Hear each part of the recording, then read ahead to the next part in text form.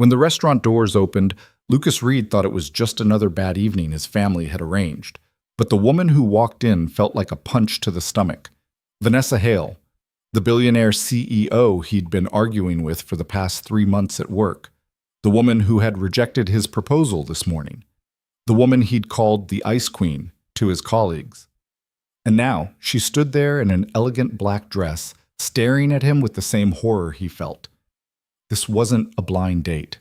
This was a disaster. If you want to know what happens next, follow the story to the end and hit like. Don't forget to comment the city you're in so I know how far this story has progressed. Lucas Reed had exactly 47 minutes before he could leave. He'd checked his phone 3 times already, watching the seconds crawl past like they were personally offended by his impatience. The restaurant his sister had picked was the kind of place where the lighting cost more than his monthly car payment, where every fork had a specific purpose he'd never learned, and where he felt like an imposter just sitting in the leather chair. "Just give her a chance," Rebecca had said that morning, cornering him in his own kitchen while he tried to make breakfast. "You haven't been on a date in 2 years. I've been busy. You've been hiding." He'd wanted to argue, but she wasn't wrong. Between the engineering job that barely covered rent and raising a 6-year-old alone, dating had dropped somewhere below organize the junk drawer on his priority list. But Rebecca had worn him down with that particular combination of sisterly concern and outright manipulation she'd perfected over 3 decades. So here he sat, wearing the one decent shirt he owned, waiting for a woman whose name he couldn't even remember. Sarah? Sandra? His sister had mentioned it once, but he'd been distracted by Emma spilling juice across the counter. The restaurant door opened. Lucas glanced up out of habit, then felt every muscle in his body lock. No, not her. Anyone but her. Vanessa Hale stepped through the entrance with the kind of presence that made people instinctively straighten their posture. Tall, probably 5'9" in the heels she wore, with dark hair pulled back in a style that looked effortless but probably took 20 minutes. The black dress she'd chosen was simple, elegant, expensive. Everything about her screamed control, from the way she handed her coat to the hostess, to the slight tilt of her head as she scanned the room. Then her eyes found him. The recognition hit her like a physical blow.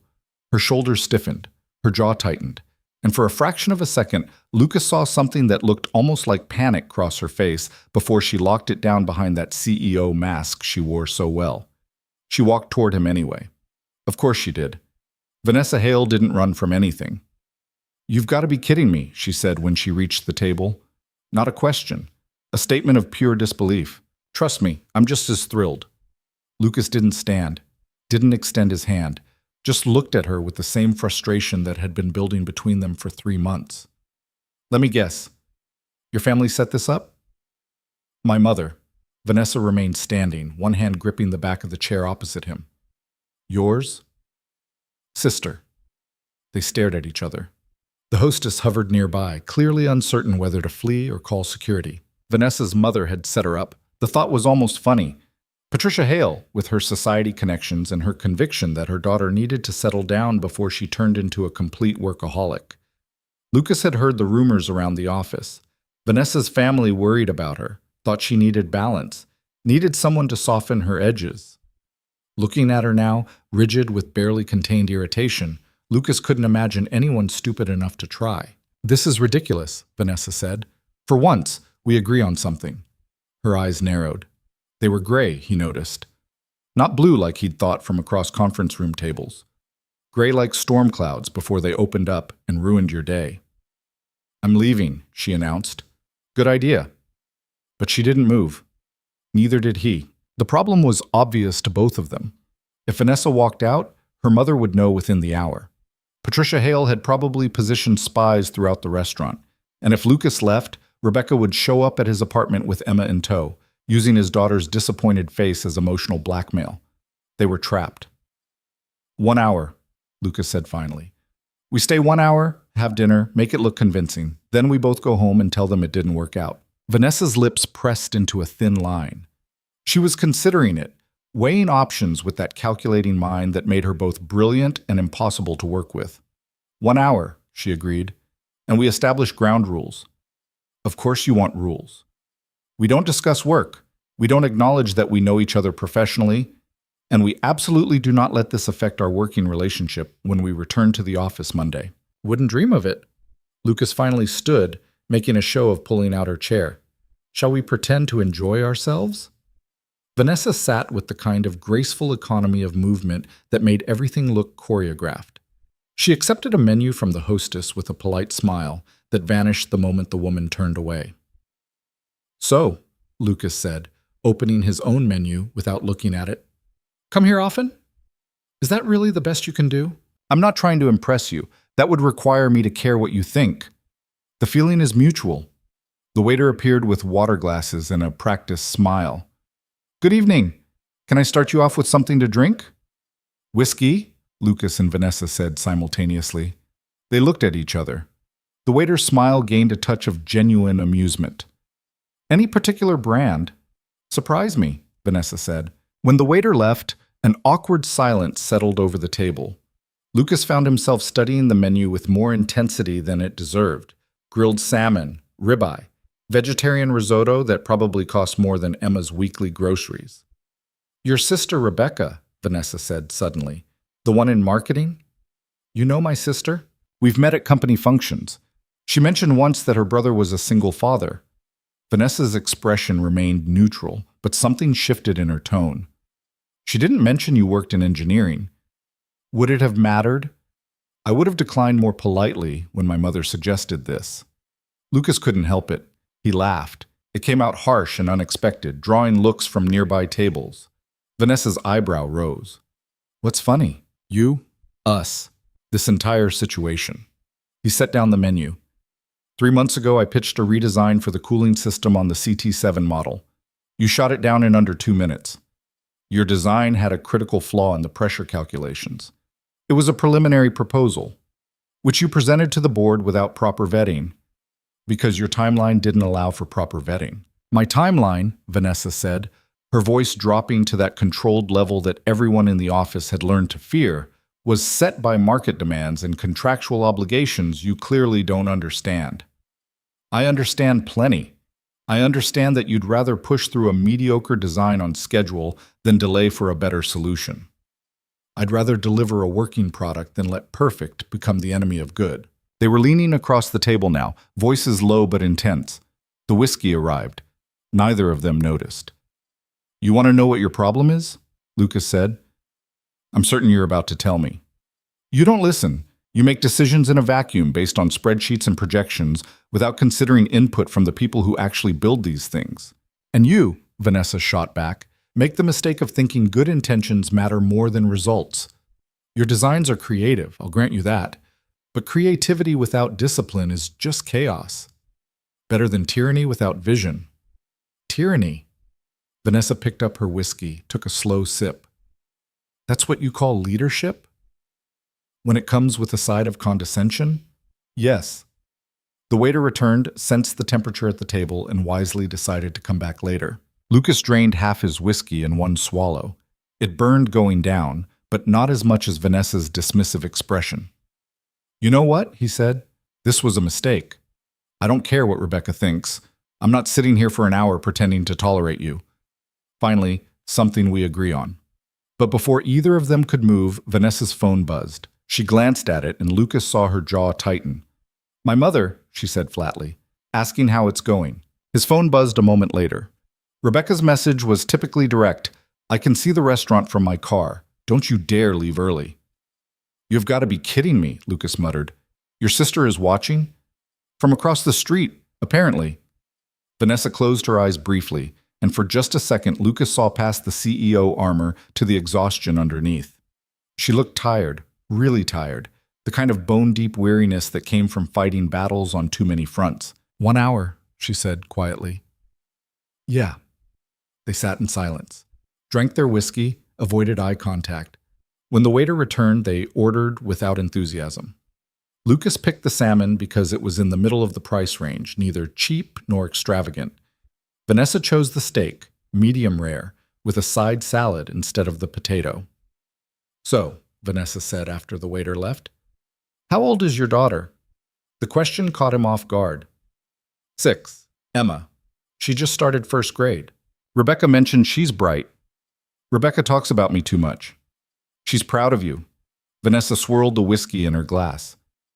She said you've been raising Emma alone for 2 years. Lucas felt his shoulders tense. Her mother left, found out single parenthood wasn't the adventure she'd imagined. I'm sorry. Don't be. We're better off. It wasn't entirely true, but it was the story he'd settled on. The one that didn't require him to explain the fights, the resentment, the slow dissolution of something he'd thought was solid. Emma barely remembered her mother now. Sometimes Lucas wondered if that was better or worse. What about you? He asked, more to change the subject than out of genuine curiosity. Why is your mother so invested in your love life? Vanessa's expression went carefully neutral. She thinks I work too much. Do you? By whose standard? Any reasonable person's. I run a company with 17,000 employees and annual revenue in the billions. Reasonable isn't part of the job description. Lucas studied her. In the soft restaurant lighting, she looked different than she did in the harsh fluorescence of the office. Softer, somehow, though that might have been the whiskey talking. How old were you when you took over? He asked. 27. My father had a stroke. Someone had to step up. 3 years of running a company at an age when most people were still figuring out their careers. Lucas did the math, felt something uncomfortable shift in his understanding of her. That's a lot of pressure, he said. It's responsibility. Pressure is what you call it when you're not ready for it. And you were ready? Vanessa met his eyes. I didn't have a choice. Their food arrived. They ate in relative silence, the earlier hostility mellowing into something that wasn't quite comfort, but wasn't open warfare either. Lucas found himself watching Vanessa when he thought she wasn't looking. The precise way she cut her steak, the methodical approach to the meal, like everything else she did. Your design wasn't entirely without merit, she said suddenly. He looked up, surprised. What? The CT7 cooling system. Your approach had potential. The execution needed work, but the core concept was sound. Lucas set down his fork. Are you actually complimenting me? I'm acknowledging technical competence. Don't let it go to your head. Too late. I'm already composing the email to the board. The corner of Vanessa's mouth twitched. Not quite a smile, but close. The problem, she continued, was timing. We had 3 weeks before the prototype demonstration. Your redesign would have required 6 to implement properly. So you went with the inferior design. I went with the design that could be completed on schedule without catastrophic failure. There's a difference between catastrophic failure and suboptimal performance. Tell that to the client when their system breaks down. Lucas wanted to argue, but he couldn't. She had a point. A frustrating, logical point that didn't account for the fact that better was possible if she'd just been willing to push the timeline. You ever consider, he said, that some deadlines are worth missing? Every day. And then I look at the contracts, the penalties, the jobs that depend on us delivering on time, and I make the hard choice. Must be nice, always being so certain you're right. Vanessa's eyes flashed. You think I'm certain? You think I don't second-guess every decision? I have 17,000 people counting on me to keep this company profitable. One wrong move, one missed deadline, one failed product, and people lose their jobs. Real people, with families and mortgages and kids in college. So you never take risks. I take calculated risks. There's a difference. Is there? Because from where I sit, it looks like you're so afraid of making a mistake that you've forgotten how to innovate. Vanessa set down her knife and fork with deliberate care. When she spoke, her voice was quiet, controlled, and absolutely lethal. You want to know about mistakes, Lucas? 5 years ago, I approved a product launch against my better judgment. The VP of Engineering, brilliant man, very persuasive, convinced me his design was revolutionary. It was. It was also flawed. We discovered the defect 3 months after it hit the market. By then, we'd sold 12,000 units. She paused, took a sip of water. The defect caused overheating. In most cases, it just shut the system down. But in 6 cases, it caused fires, real fires, in people's homes. One family had to evacuate in the middle of the night. A child was hospitalized for smoke inhalation. Lucas felt something cold settle in his stomach. We issued a recall, Vanessa continued. It cost the company $43 million, but that's not what keeps me up at night. What keeps me up is knowing that I signed off on that launch.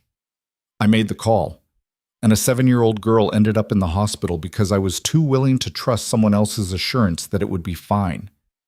The silence that followed was absolute. Lucas had heard about the recall, of course. Everyone in the industry had. But the details had been kept quiet, buried under legal settlements and non-disclosure agreements. He'd never known about the fires. Never known about the kid. So, yes, Vanessa said, her voice steady but her eyes hard. I'm cautious.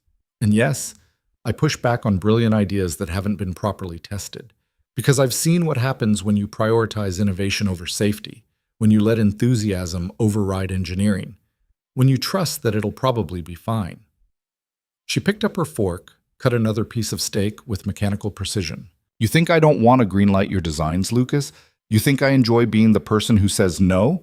I'd love to let you and every other talented engineer in that building run wild with your creativity. But I can't. Because when something goes wrong, it's not you who has to stand in front of the cameras. It's not you who has to explain to a mother why her child can't sleep through the night anymore without waking up screaming about fire. Lucas didn't know what to say. Every argument he'd prepared, every resentment he'd nursed over the past 3 months, suddenly felt hollow. I didn't know, he said finally. Most people don't. We settled quietly. It was better for everyone. Vanessa finished her steak, patted her mouth with the napkin. The VP of engineering who designed that product? He left the company 6 months later. Last I heard, he's doing quite well at a competitor, won some awards for innovative design. And the family? We paid for the daughter's medical bills, set up a trust for her education. It doesn't undo the trauma, but it's something. She met his eyes. I've seen her picture. She looks like Emma, actually. Dark hair, big smile. 7 years old and afraid of smoke detectors. Lucas felt like he'd been punched. The waiter appeared to clear their plates, asked about dessert. They both declined. I shouldn't have told you that, Vanessa said after the waiter left. It's not public information. I won't repeat it. I know. She sighed, and Lucas heard the exhaustion in it. You're frustrating and impulsive, and you argue with me over every policy, but you're not malicious. You care about the work. I can respect that, even when I disagree with your methods. You're terrifying and inflexible, and you shoot down good ideas without proper discussion, Lucas said. But you care about people, even when it costs you. They looked at each other across the table. Something had shifted. Not forgiveness exactly. Not even understanding, but maybe the beginning of it. We still have 20 minutes, Vanessa said, checking her phone. Your mother's still watching? Like a hawk, yours. Rebecca just sent a thumbs up emoji. I think that means she approves. Of what? We've barely spoken civilly. She has low standards when it comes to my social life. Vanessa almost smiled. My mother wanted me to marry a hedge fund manager named Bradley. This is probably disappointing her immensely.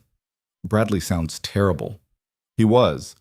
Very polite, very boring, very convinced that what I needed was someone to take care of me. Did you tell him what you thought of that? I may have suggested he start by taking care of his portfolio, which was underperforming the index by 14%. Lucas laughed. Actually laughed. Not the harsh bark from earlier, but something genuine. How did Bradley take that? About as well as you'd expect. My mother was furious. Vanessa's expression softened slightly. She means well. She just doesn't understand that I don't need rescuing. Rebecca's the same way, except she thinks what I need is to stop being a hermit and start living again. Lucas ran his hand through his hair. She's probably right, but I don't have time for it. Between work and Emma and trying to keep the apartment from falling apart, dating ranks somewhere below learning to juggle. Does Emma ask about her mother? The question was gentle, but it still landed hard. Sometimes. Less now than she used to. Lucas stared at his water glass. I don't know what to tell her. The truth is complicated, and she's 6. So I just say that her mom loved her but couldn't stay, and that's okay because we have each other. That's probably the right approach. You have kids? No, haven't found the time. Vanessa's smile was self-deprecating. Or the person, or the desire, really. I'm not sure I'd be any good at it. I wasn't sure either. Still not sure most days. Rebecca says you're an excellent father. Rebecca's biased. Maybe. But she's also observant. Vanessa tilted her head slightly. She mentioned you coach Emma's soccer team. Poorly. I don't know anything about soccer, but the league needed volunteers and Emma wanted to play, so now I spend Saturday mornings pretending to understand offsides. Do you? Not even a little bit. This time, Vanessa did smile. It transformed her face, softened the sharp edges into something almost approachable. What? She asked, catching him staring. Nothing, just, you should do that more often. What? Smile. Makes you look less like you're planning someone's execution. I'm always planning someone's execution. I just hide it better when I smile. They talked for the remaining 20 minutes. Nothing deep, nothing personal. Safe topics like the weather and the restaurant's overpriced wine list and a Netflix show they'd both started, but neither had time to finish. Lucas found himself relaxing despite his better judgment. Without the conference room and the project deadlines between them, Vanessa was almost pleasant, sharp-witted, yes. Intensely controlled, absolutely. But there was something underneath the CEO armor, something that laughed at his terrible jokes and asked about Emma's favorite subjects in school, and admitted that she'd watched the soccer scene in Bend It Like Beckham 3 times trying to understand the sport. When the hour was up, they paid the bill, split evenly, Vanessa's insistence, and walked toward the entrance together. So, Lucas said as they waited for the valet, I think we can safely tell our families this was a disaster. Agreed. Completely incompatible. Terrible conversation. Worst date of my life. Same. They stood in comfortable silence. The valet brought Vanessa's car first, a sleek black sedan that probably cost more than Lucas made in 2 years. For what it's worth, she said before getting in, your cooling system design really did have potential. If you want to revise it and submit it for the next development cycle, I'd be willing to look at it again. Lucas blinked. Seriously? Don't make me regret it. I won't. I'll have it on your desk by Wednesday. Friday. And make sure the pressure calculations are correct this time. They were correct. They were optimistic. There's a difference. She slid into the car, then paused with the door open. Thank you, she said quietly. For staying. I know this was awkward. Yeah, well, least awkward terrible date I've ever had. Vanessa's smile was small but genuine. See you Monday, Lucas. See you Monday, Vanessa. He watched her drive away, then waited for his own car. His phone buzzed. Rebecca. So? How did it go? Lucas. Terrible, and they're never doing that again. Rebecca. That's what you said about the last one. Lucas. This time I mean it. But as he drove home, he found himself thinking about Vanessa's story, about the little girl who looked like Emma, about the weight of decisions that affected thousands of lives, about what it cost to be the person who said no. Emma was asleep when he got home, sprawled across her bed with a picture book fallen open on the floor. He tucked her in, kissed her forehead, and stood in the doorway for a moment just watching her breathe. 7 years old and afraid of smoke detectors. He understood now. Not everything. Not enough to stop arguing with Vanessa when she was wrong, but enough to recognize that they'd both been fighting the same fight from different sides. She wanted to protect people. So did he. They just had different ideas about how. His phone buzzed again. He expected Rebecca. Instead, it was an unknown number. This is Vanessa. Rebecca gave me your number. I didn't ask for it, she volunteered. I wanted to say that if you need someone to explain offsides, I'm still completely useless. But I did find a YouTube video that might help. VH. A link followed. Lucas clicked it, found himself watching an animated explanation of soccer rules clearly designed for children. He laughed, typed back, Thanks. Emma will appreciate this more than I will. 3 dots appeared, disappeared, appeared again. Good luck with the revision. And Lucas? The pressure calculations really were wrong. They were optimistic. Same thing. He set the phone down, still smiling despite himself. Monday morning was going to be interesting. Monday morning arrived with the kind of gray drizzle that made Lucas question every life choice that had led him to this moment. He'd spent most of Sunday revising the cooling system design, double-checking the pressure calculations until his eyes crossed, then checking them again because Vanessa's voice kept echoing in his head about optimistic versus correct.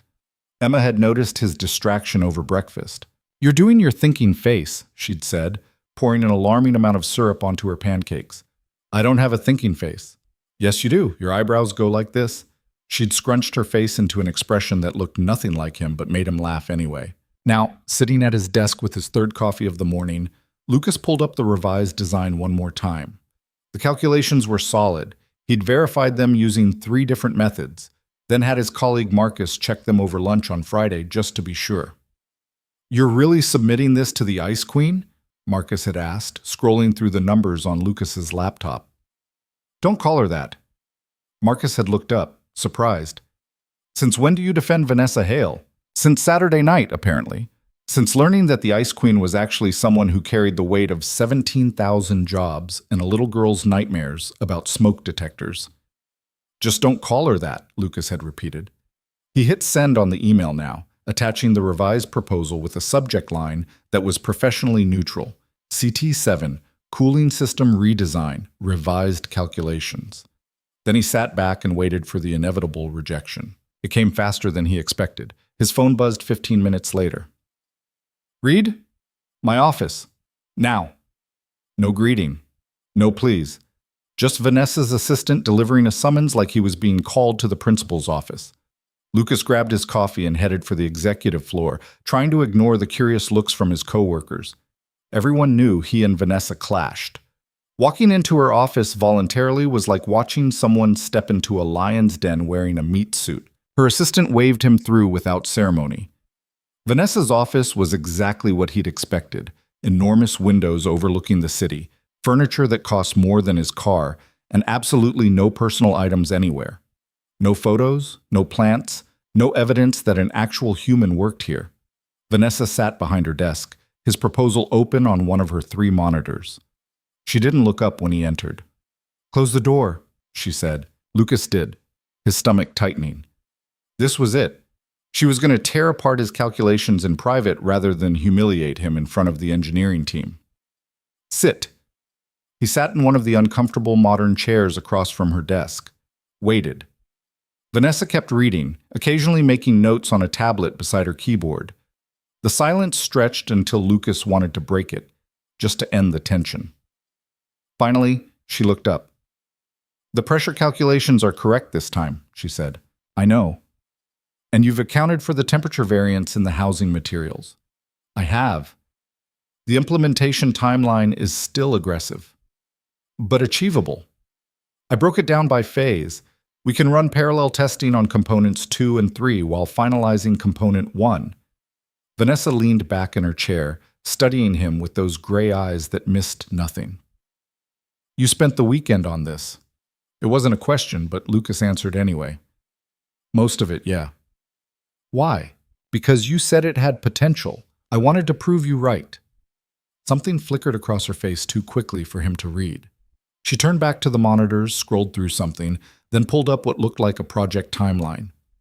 If I approve this, she said slowly, it goes into the next development cycle. That means you'll be working directly with the prototype team, which means you'll be reporting to me for the duration of the project. Lucas hadn't considered that. Is that a problem? Is it for you? I can be professional, if you can. Vanessa's mouth curved slightly. Not quite a smile, but close. I'm always professional, Lucas. It's you I'm worried about. I never threw a stapler at anyone. Neither did I. The rumor mill says otherwise. The rumor mill is staffed by people with too much time and too little work. She made a note on her tablet. I'm approving this for the next cycle. You'll present to the full engineering team on Wednesday. If they sign off, we move forward. Lucas felt something lift in his chest. Seriously? Did you think I'd say no just to be difficult? Kind of, yeah. I say no when ideas are bad or poorly executed. Yours was neither. It just needed refinement. She closed the file, fixed him with that steady gaze. Don't make me regret this. I won't. Good. Now get out. I have actual work to do. Lucas stood, then paused at the door. Vanessa? What? Thank you. She waved him off without looking up, but he could have sworn he saw the corner of her mouth twitch again. He was halfway back to his desk when Marcus cornered him in the hallway. Well, are you fired or just thoroughly destroyed? She approved it. Marcus's eyes widened. She what? Approved the redesign. I'm presenting to the team Wednesday. You're kidding. Nope. What did you do? Threaten her family? Lucas thought about Saturday night, about whiskey and terrible dates and stories about smoke detectors. Something like that. The rest of the day passed in a blur of preparation. Lucas pulled together a presentation, rehearsed his key points, and tried not to think about the fact that he'd be standing in front of the same engineering team that had watched Vanessa shoot down his last proposal in under 2 minutes. Wednesday morning arrived too fast. The conference room was packed when Lucas walked in, every senior engineer in the building crammed around the table or leaning against the walls. Vanessa sat at the head of the table, her expression neutral, giving nothing away. Lucas plugged in his laptop with hands that wanted to shake. He'd presented before. This shouldn't be different, except Vanessa was watching him with those analytical eyes, and the entire room knew about their history of conflicts. "Whenever you're ready," she said calmly. Lucas pulled up the first slide and began. He'd practiced this a dozen times, but standing in front of the actual audience was different. His voice sounded too loud in his own ears. He stumbled over the transition between slides 2 and 3. But then he hit his stride, explaining the cooling system redesign with the passion that had driven him to spend his entire weekend on calculations. The questions came fast. Harris from Thermodynamics wanted clarification on the heat dispersion rates. Chen from Manufacturing questioned the cost implications. Kowalski from Quality Assurance asked about failure modes. Lucas answered them all, pulling up supporting data, walking through scenarios. He'd anticipated most of the questions, prepared backup slides for the ones he hadn't. 40 minutes in, Vanessa finally spoke. "The parallel testing phase," she said, her voice cutting through the side conversations that had started. "You're proposing we run components 2 and 3 simultaneously, while component 1 is still in final validation." "Yes, that's a risk. If component 1 fails validation, you've wasted resources on 2 and 3. Component 1 won't fail. I've run it through every stress test we have." "You're confident." "I'm correct." The room went quiet. Nobody talked to Vanessa like that. Nobody challenged her directly, especially not in front of the entire senior engineering team. Vanessa's expression didn't change. "Walk me through your reasoning." So Lucas did. He pulled up the test data, showed the margin of safety in his calculations, demonstrated how even in the worst-case scenario, component 1 would still meet minimum specifications. The parallel testing wasn't reckless, it was efficient. When he finished, Vanessa nodded slowly. "Questions from the team?" Harris raised his hand. "I hate to say it, but the kid's right. These numbers are solid." "The implementation timeline is still aggressive," Chen said, but there was approval in his voice. "But it's doable." Kowalski leaned back in his chair. "I'd want to see additional safety protocols during the parallel testing phase, but yeah, this works." Vanessa looked around the table, reading the room with practiced ease. "All in favor of moving this to active development?" Every hand went up. Opposed? Silence. Abstaining? Nothing. "Then we're approved."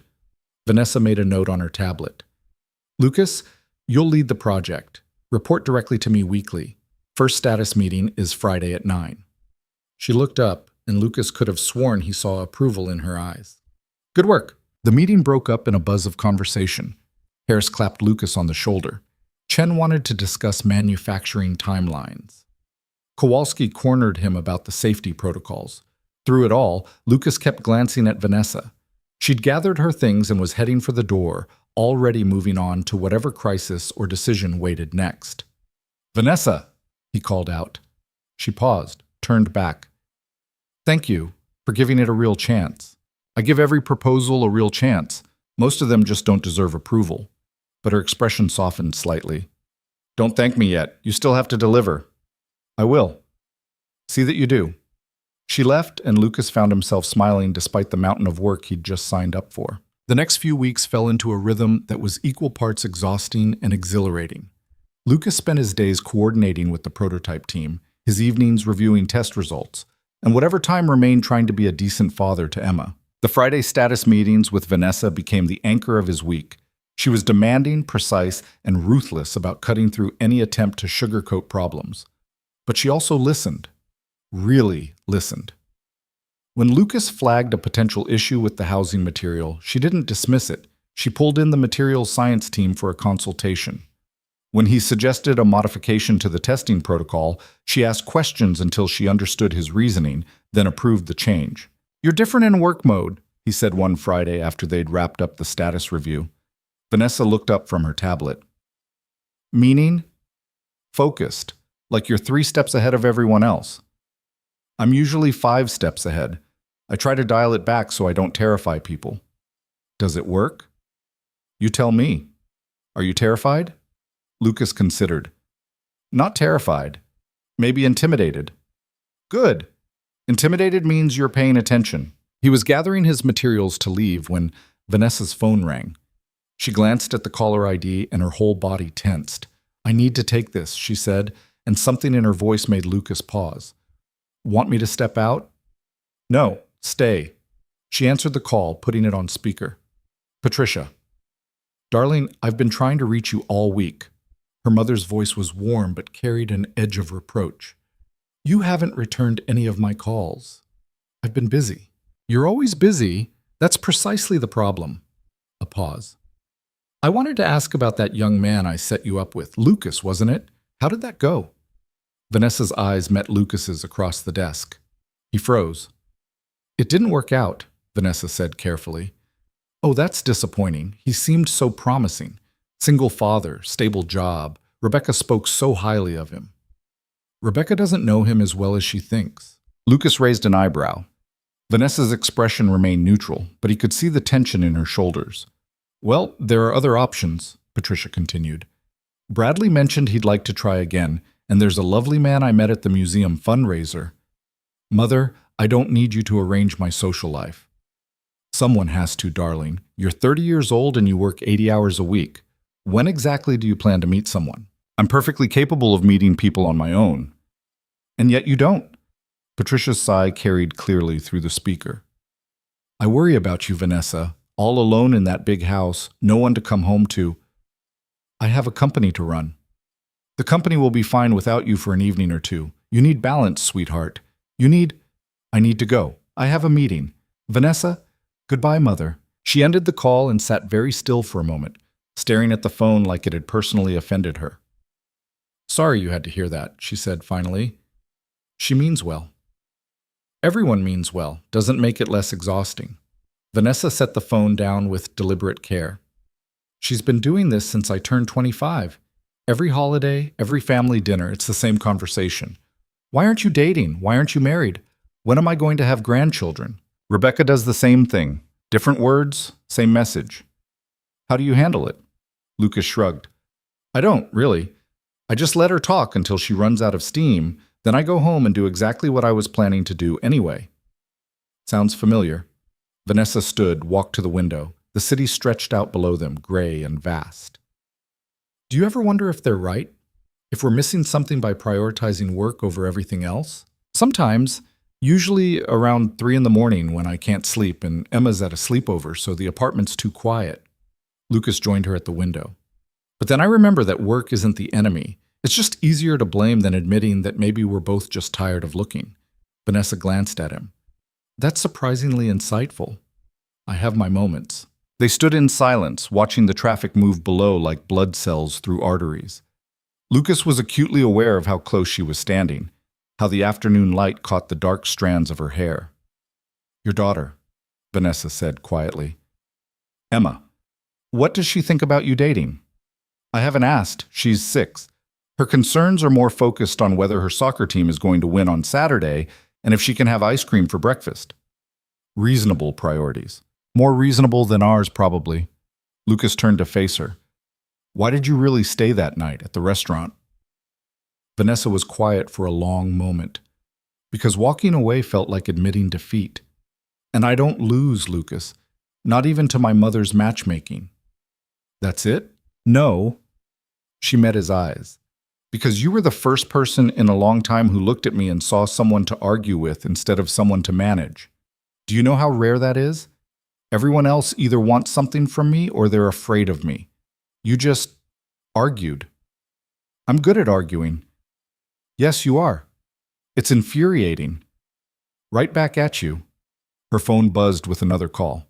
She glanced at it, then declined. I should let you go. I'm sure Emma's waiting. Soccer practice at 4. If I'm late, she makes me run laps.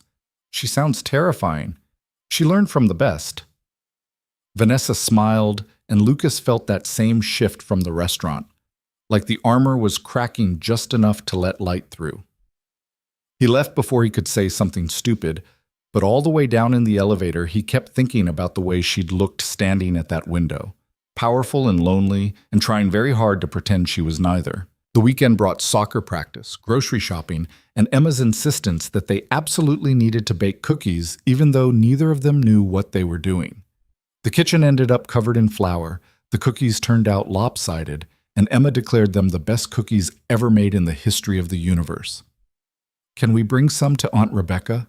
She asked, carefully placing the least burned ones in a container. If you want to poison your aunt, sure. Dad, they're good. They're edible. Emma stuck her tongue out at him, which was apparently her new favorite gesture. Rebecca had warned him about the sass phase. He thought she was exaggerating. Sunday afternoon, his phone buzzed with a message from an unknown number. Then he recognized the formal tone. Lucas, this is Vanessa.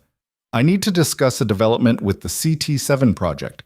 Are you available for a call? His stomach dropped. Something had gone wrong. Had to be. She wouldn't contact him on a Sunday otherwise.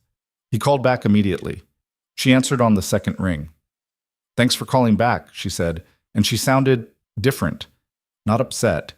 Not concerned. Almost excited.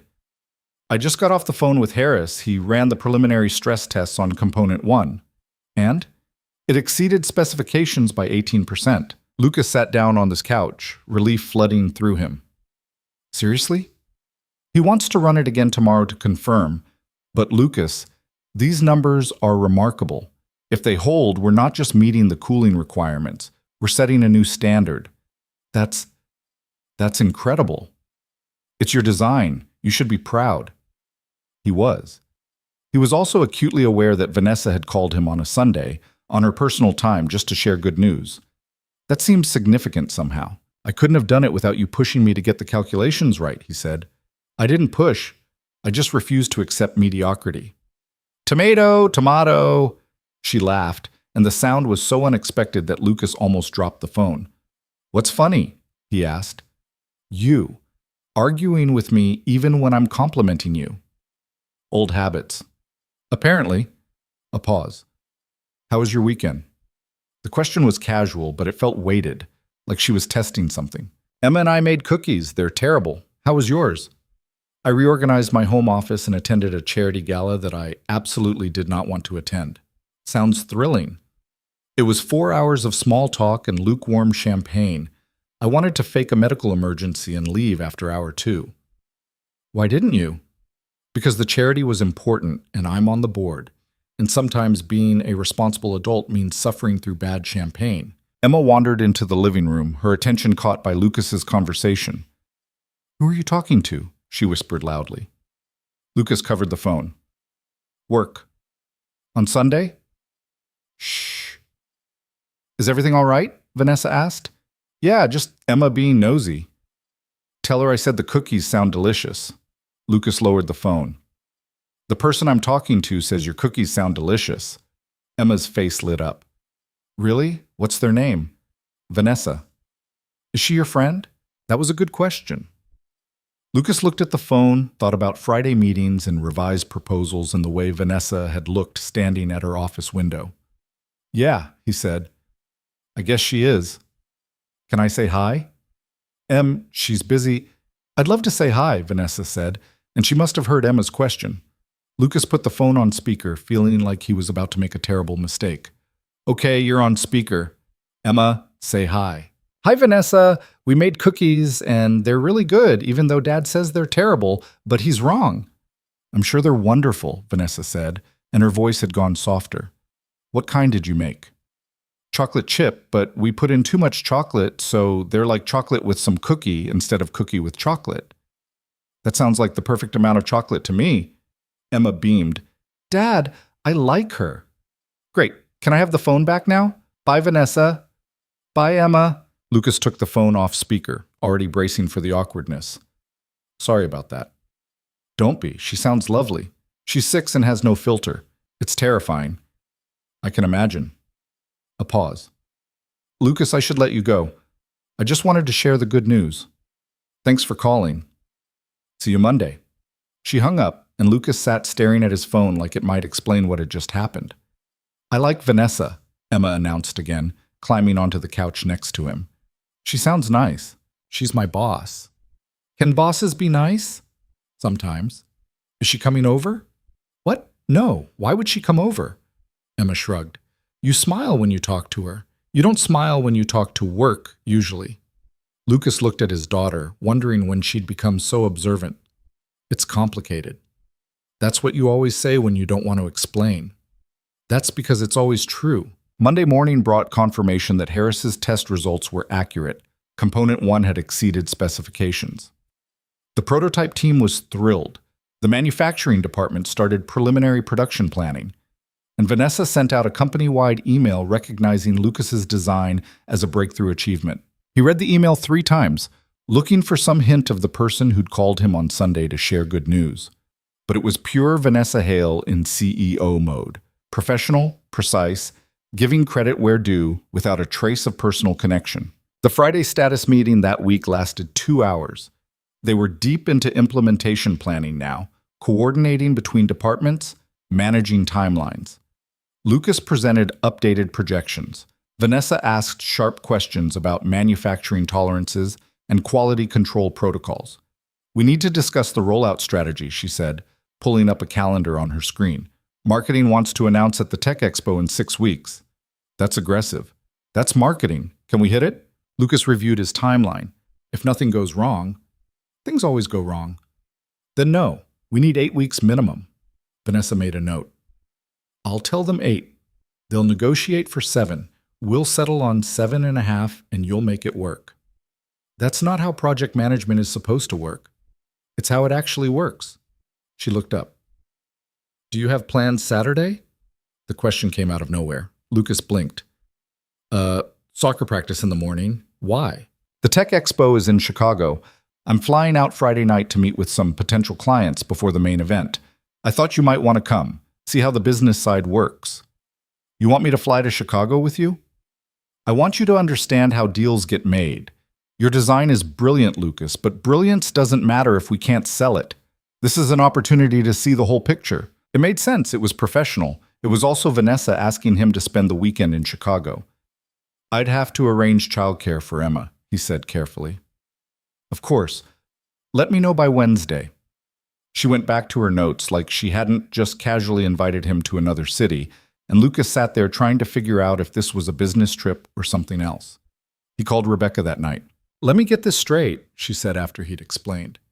Your boss, the same woman you went on a terrible blind date with, wants you to fly to Chicago with her. For business. Right, business. It is business, Beck. She wants me to meet clients, understand the sales side. Uh-huh. And this couldn't wait until the actual expo when the whole team goes? She's meeting with clients before the expo. Alone. Well, yeah, she usually... Lucas, come on. You can't be this clueless.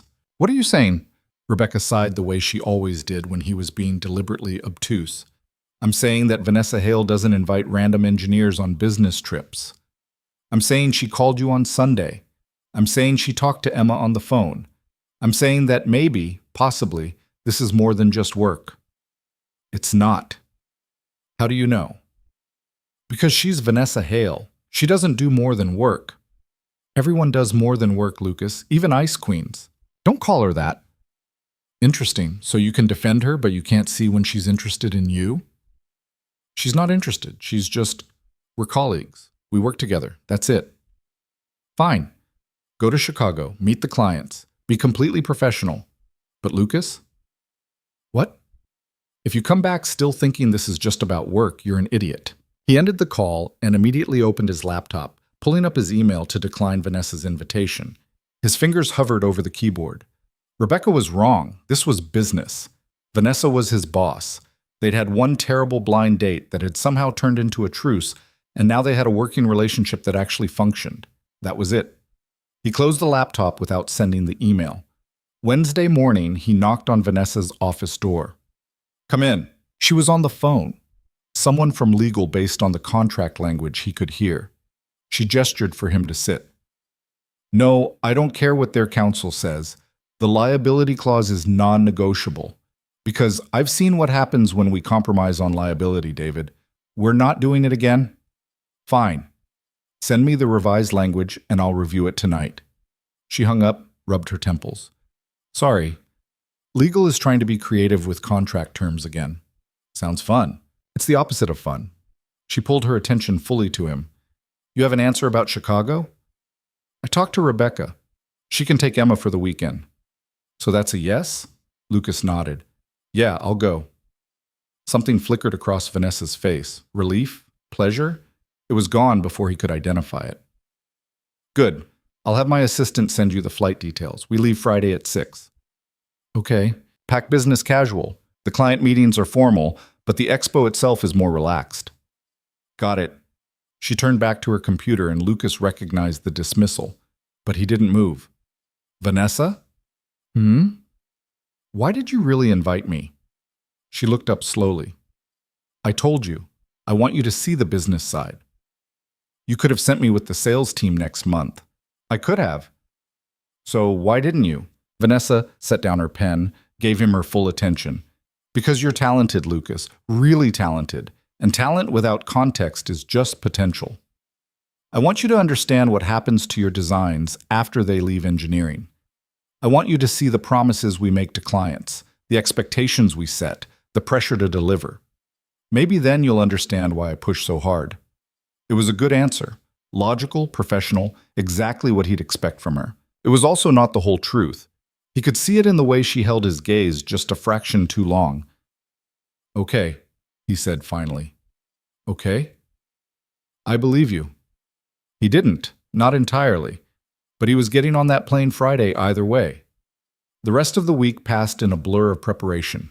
Lucas briefed his team, made sure Emma was set with Rebecca, and tried not to overthink what business casual meant in Vanessa's world. Friday evening found him at the airport, standing outside the terminal with a carry-on bag and a growing sense that he'd made a terrible decision.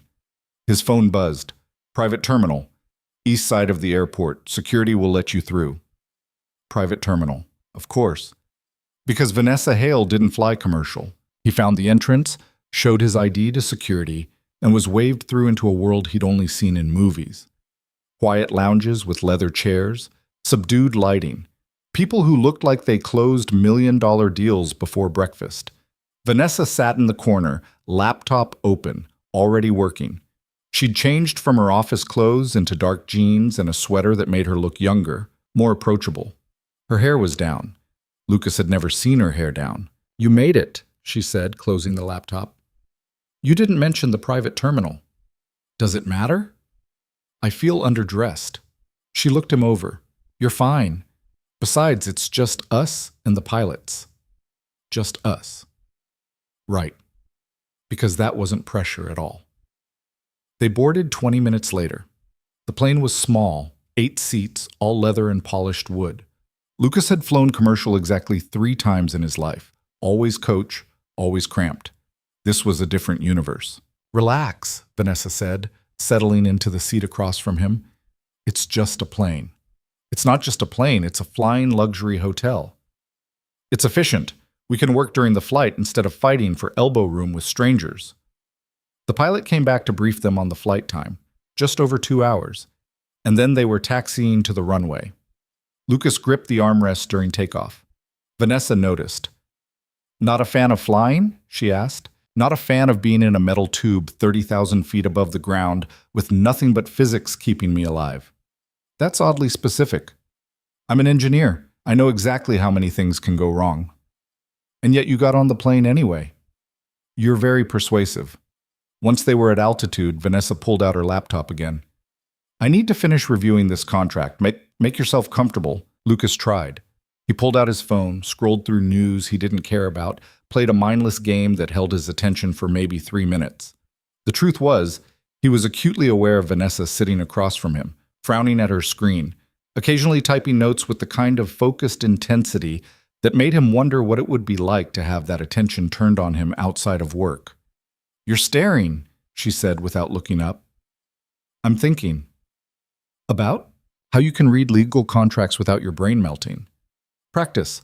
Also, it's either this or listen to you panic about physics." "I'm not panicking." She finally looked up, and her expression had softened. "Lucas, we're fine. The pilots know what they're doing. The plane is maintained to standards that would make your engineering heart happy. And if something goes wrong, panicking won't help anyway. That's not reassuring. It's realistic." She closed the laptop. "Tell me about Emma. Rebecca says she's doing well in school." The subject change was obvious, but Lucas appreciated it. He spent the next 20 minutes telling Vanessa about Emma's current obsession with space, her insistence that she was going to be an astronaut when she grew up, her complete devastation when she learned that Pluto wasn't technically a planet anymore. "She sounds remarkable," Vanessa said. "She's stubborn and dramatic and too smart for her own good." "Wonder where she gets that from." "Her mother, probably." "You don't talk about her much. Emma's mother." Lucas looked out the window at the darkness beyond. "Not much to say. She left when Emma was 4. Sends a birthday card once a year. That's the extent of her involvement." "That must have been difficult." "The leaving part? Yeah, the aftermath?" He turned back to Vanessa. "Honestly, it got easier. Turns out raising a kid with someone who doesn't want to be there is harder than doing it alone." "You make it sound simple." "It's not. It's exhausting and terrifying, and some days I'm pretty sure I'm screwing up in ways I won't discover until she's in therapy at 30, but it's also the best thing I've ever done."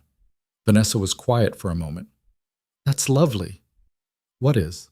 "The way you talk about her, like being her father is a privilege instead of a burden." "It is a privilege. Not everyone sees it that way." There was something in her voice, some old hurt that made Lucas lean forward slightly. "Did your father see it that way?" "My father saw everything as a responsibility to be managed, including me." She looked out her own window. "He wasn't unkind, just distant, like I was a project that needed to be completed successfully." "Is that why you took over the company?" "I took over because he had a stroke, and someone needed to step up. But yes, part of it was wanting to prove I could, that I was worth the investment he'd made in raising me." "That's a lot of pressure." "Welcome to my entire life." The plane started its descent. Lucas's fingers tightened on the armrests again, and Vanessa reached across the aisle without thinking, covering his hand with hers.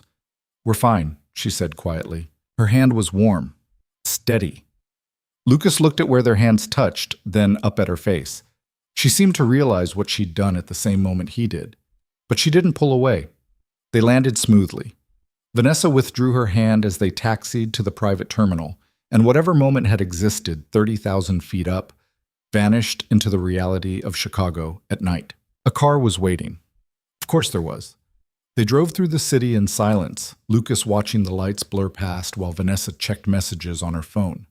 "The hotel has us in adjoining suites," she said without looking up. "Separate rooms, but there's a connecting door if we need to coordinate tomorrow morning." "Okay." "The first client meeting is at 9. Breakfast at 7:30? "Sure." They pulled up to a hotel that made the private terminal look modest. Lucas grabbed his bag before anyone could offer to carry it and followed Vanessa through a lobby that probably cost more to maintain than his annual salary. Their rooms were on the 23rd floor. Vanessa's suite was first. She stopped at the door, turned back. "Thank you for coming," she said. "You're paying me to be here." "Still, I know it's a sacrifice being away from Emma. She'll survive a weekend with Rebecca. Might even enjoy it." Vanessa smiled, and Lucas felt that now familiar shift, the armor cracking, the person underneath showing through. "Get some rest," she said. "Tomorrow's going to be long." "Vanessa?" "Yes?" "On the plane, when you—" He gestured vaguely. "Thank you." She nodded once, then disappeared into her suite. Lucas found his own room, discovered it was roughly the size of his apartment, and stood at the floor-to-ceiling windows looking out at Chicago spread below like a circuit board of light.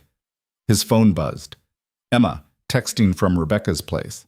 "Aunt Beck says you're in Chicago with your boss. Is that the nice lady from the phone?" Lucas smiled despite himself. "Yeah, that's her. Cool. Bring me back something." "What do you want?" "A magnet for the fridge, and maybe a snow globe if they have one. I'll see what I can do. Be good for your aunt. Always am. He set the phone down and stood there for a long time, thinking about hands touching on an airplane and the way Vanessa's voice had changed when she talked about her father. Rebecca's words echoed in his head. If you come back still thinking this is just about work, you're an idiot. Tomorrow, he'd meet clients, sit in on negotiations, see the business side of engineering like Vanessa had promised. But tonight, standing in a luxury hotel room in a city far from home, Lucas admitted what he'd been avoiding for weeks. This wasn't just about work anymore, and that terrified him more than any airplane ever could. Lucas woke to his phone buzzing at 6:30, disoriented by the unfamiliar room and the weight of hotel blackout curtains that had turned morning into artificial night. He fumbled for the lamp, squinting at the message on his screen. Vanessa. Breakfast in the restaurant downstairs at 7:30. Don't be late. No good morning. No pleasantries. Just Vanessa in work mode, which should have been reassuring, except Lucas had spent half the night replaying the moment on the plane when she'd covered his hand with hers. He showered, dressed in what he hoped qualified as business casual, and made it downstairs with 3 minutes to spare. The restaurant was the kind of place where everything on the menu cost more than his usual weekly grocery bill. Vanessa sat at a corner table, already working on her laptop with a cup of coffee beside her. She looked up when he approached. You look tired. Good morning to you too. Did you sleep?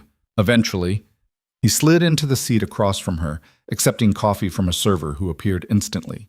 You? Enough. She closed the laptop. The first meeting is with Hendrix Manufacturing. They're looking to upgrade their entire cooling infrastructure. If we land this contract, it's worth about $12 million over 3 years. Lucas nearly choked on his coffee. $12 million?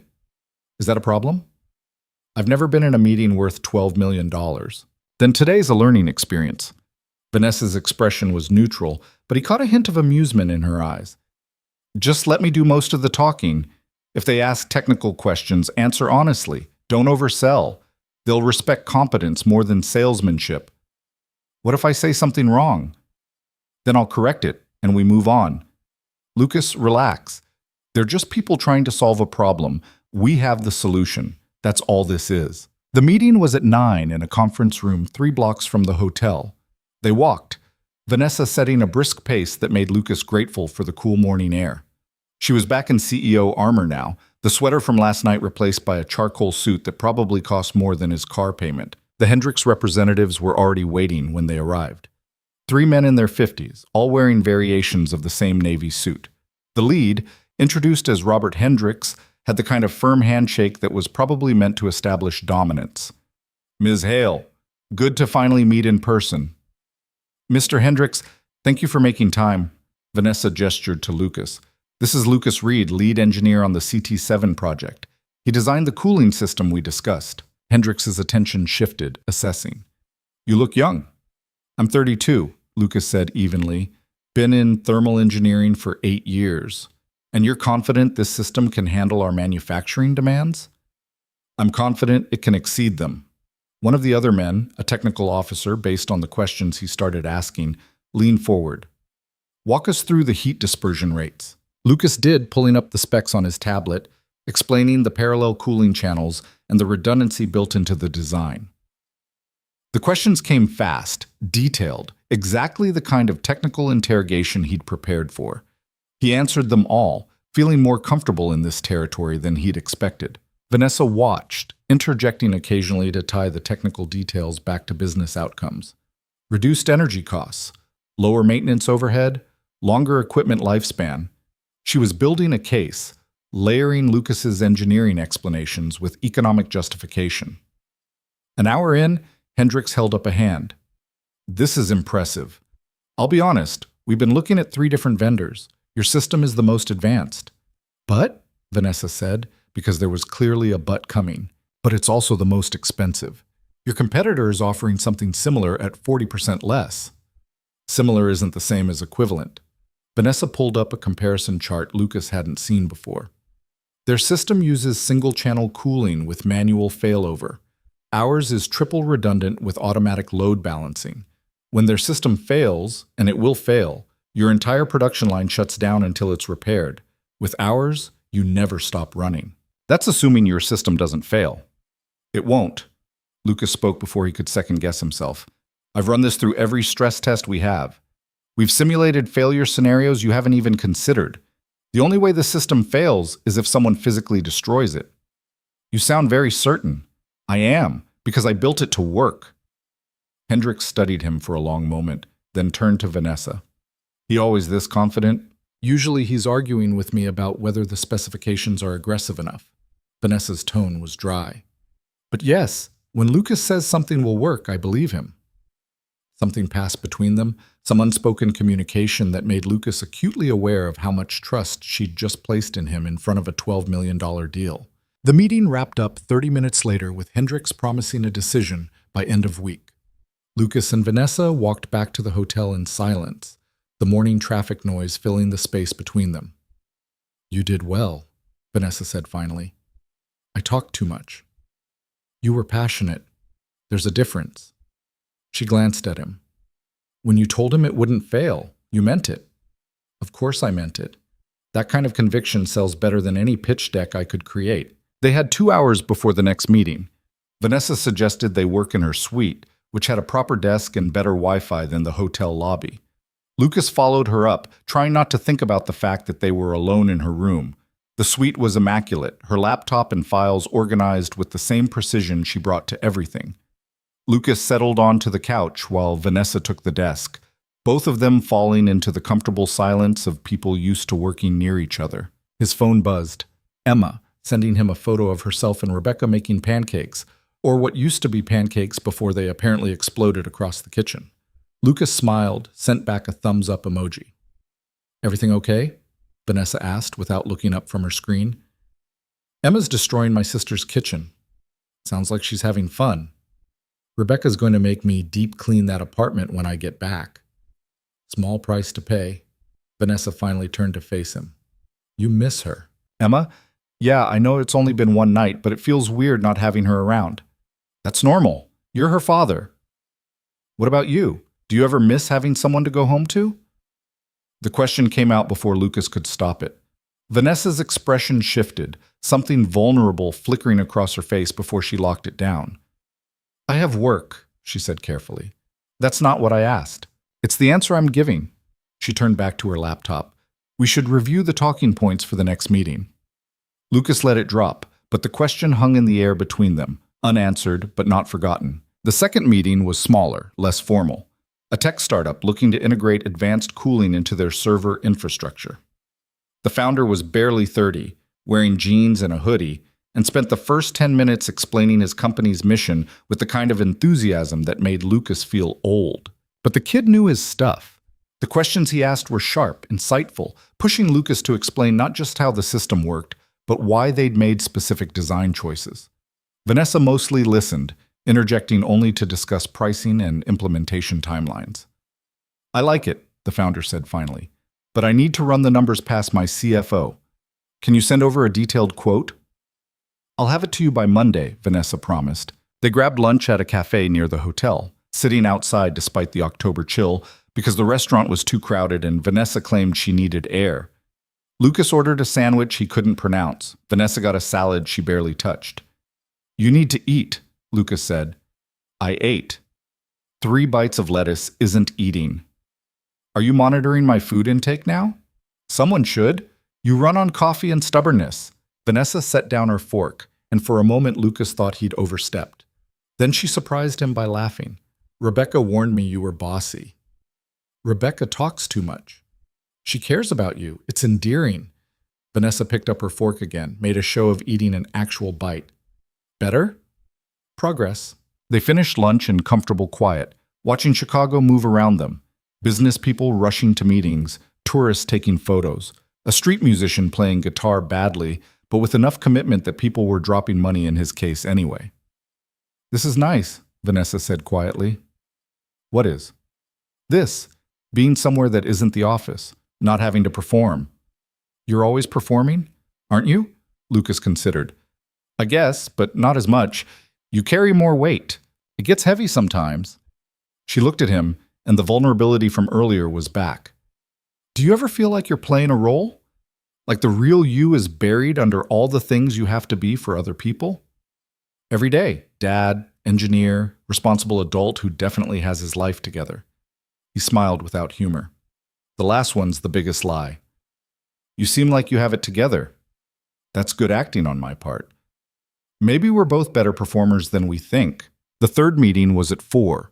Another manufacturing company with less money but more immediate need. Vanessa handled most of the negotiation while Lucas provided technical support. By the time they finished, it was past 6, and Lucas's brain felt fried from processing information and trying to look professional. Dinner? Vanessa suggested as they walked back to the hotel. I look like I've been wearing these clothes for 12 hours. You have been wearing those clothes for 12 hours. Exactly. I need to change. Fine. Meet me in the lobby at 7. Lucas went back to his room, showered, and stood in front of his suitcase trying to figure out what to wear to dinner with his boss, who might be becoming something more than his boss, but probably wasn't because that would be complicated and he was too tired to figure it out. He settled on dark jeans and the one button-down shirt he'd packed, rolled the sleeves to his elbows because that made it look more casual, and made it downstairs with 2 minutes to spare. Vanessa was waiting by the concierge desk, and Lucas felt his breath catch. She'd changed too, into black pants and a deep blue top that made her eyes look more silver than gray. Her hair was down again, falling past her shoulders in a way that made her look softer, younger. You clean up well, she said. So do you. They ended up at a steakhouse 3 blocks away, the kind of place with dim lighting and booths designed for privacy. Vanessa ordered wine, which surprised him until he realized this was the first time all day she'd been able to relax. Successful day? Lucas asked after they'd ordered. Productive. Hendricks is likely to sign. The startup probably will once their CFO sees the numbers. The third one is a maybe. She took a sip of wine. Overall, yes. Successful. Does it ever get old? The negotiations, the sales pitch? Does engineering ever get old? Sometimes. When I'm stuck on a problem that won't solve or dealing with someone who won't listen to reason. Then you understand. This is my version of that. Except instead of equations, I'm working with egos and budgets and contract clauses. Their food arrived. Lucas had ordered the ribeye because when else was he going to eat a $50 steak? Vanessa got salmon, which she actually ate this time without him having to comment. Can I ask you something? Lucas said halfway through the meal. That depends on the question. Why me? For this trip? You could have brought anyone from the sales team, someone who actually knows how to negotiate. Vanessa set down her fork, considering her answer carefully. Because the sales team would have treated it like a sales trip. I wanted someone who could speak to the engineering with genuine passion, someone the clients would believe. That's a professional answer. What other kind would I give? An honest one. She met his eyes across the table, and Lucas saw the exact moment she decided to drop the armor. Because I wanted you here, she said quietly. Not an engineer, not someone who works for me. You. Is that honest enough? Lucas's heart kicked against his ribs. Yeah, that's honest. Does it bother you? Should it? Lucas, I'm your boss. We have a professional relationship that's finally working after months of conflict. This, whatever this is, it complicates things. I know. And you're okay with that? He thought about Emma asking if Vanessa was his friend, about Rebecca's knowing smile when he'd mentioned Chicago, about the way Vanessa had looked at him on the plane, her hand warm over his. I don't know what I'm okay with, he admitted, but I know I'm tired of pretending the only thing between us is work. Vanessa was quiet for a long moment. Then she picked up her wine glass, took a slow sip. We should get the check. It felt like a dismissal, like she was retreating back behind professional boundaries. But when they left the restaurant, she didn't head back toward the hotel. Instead, she turned down a side street Lucas hadn't noticed before. Where are we going? He asked. Walking.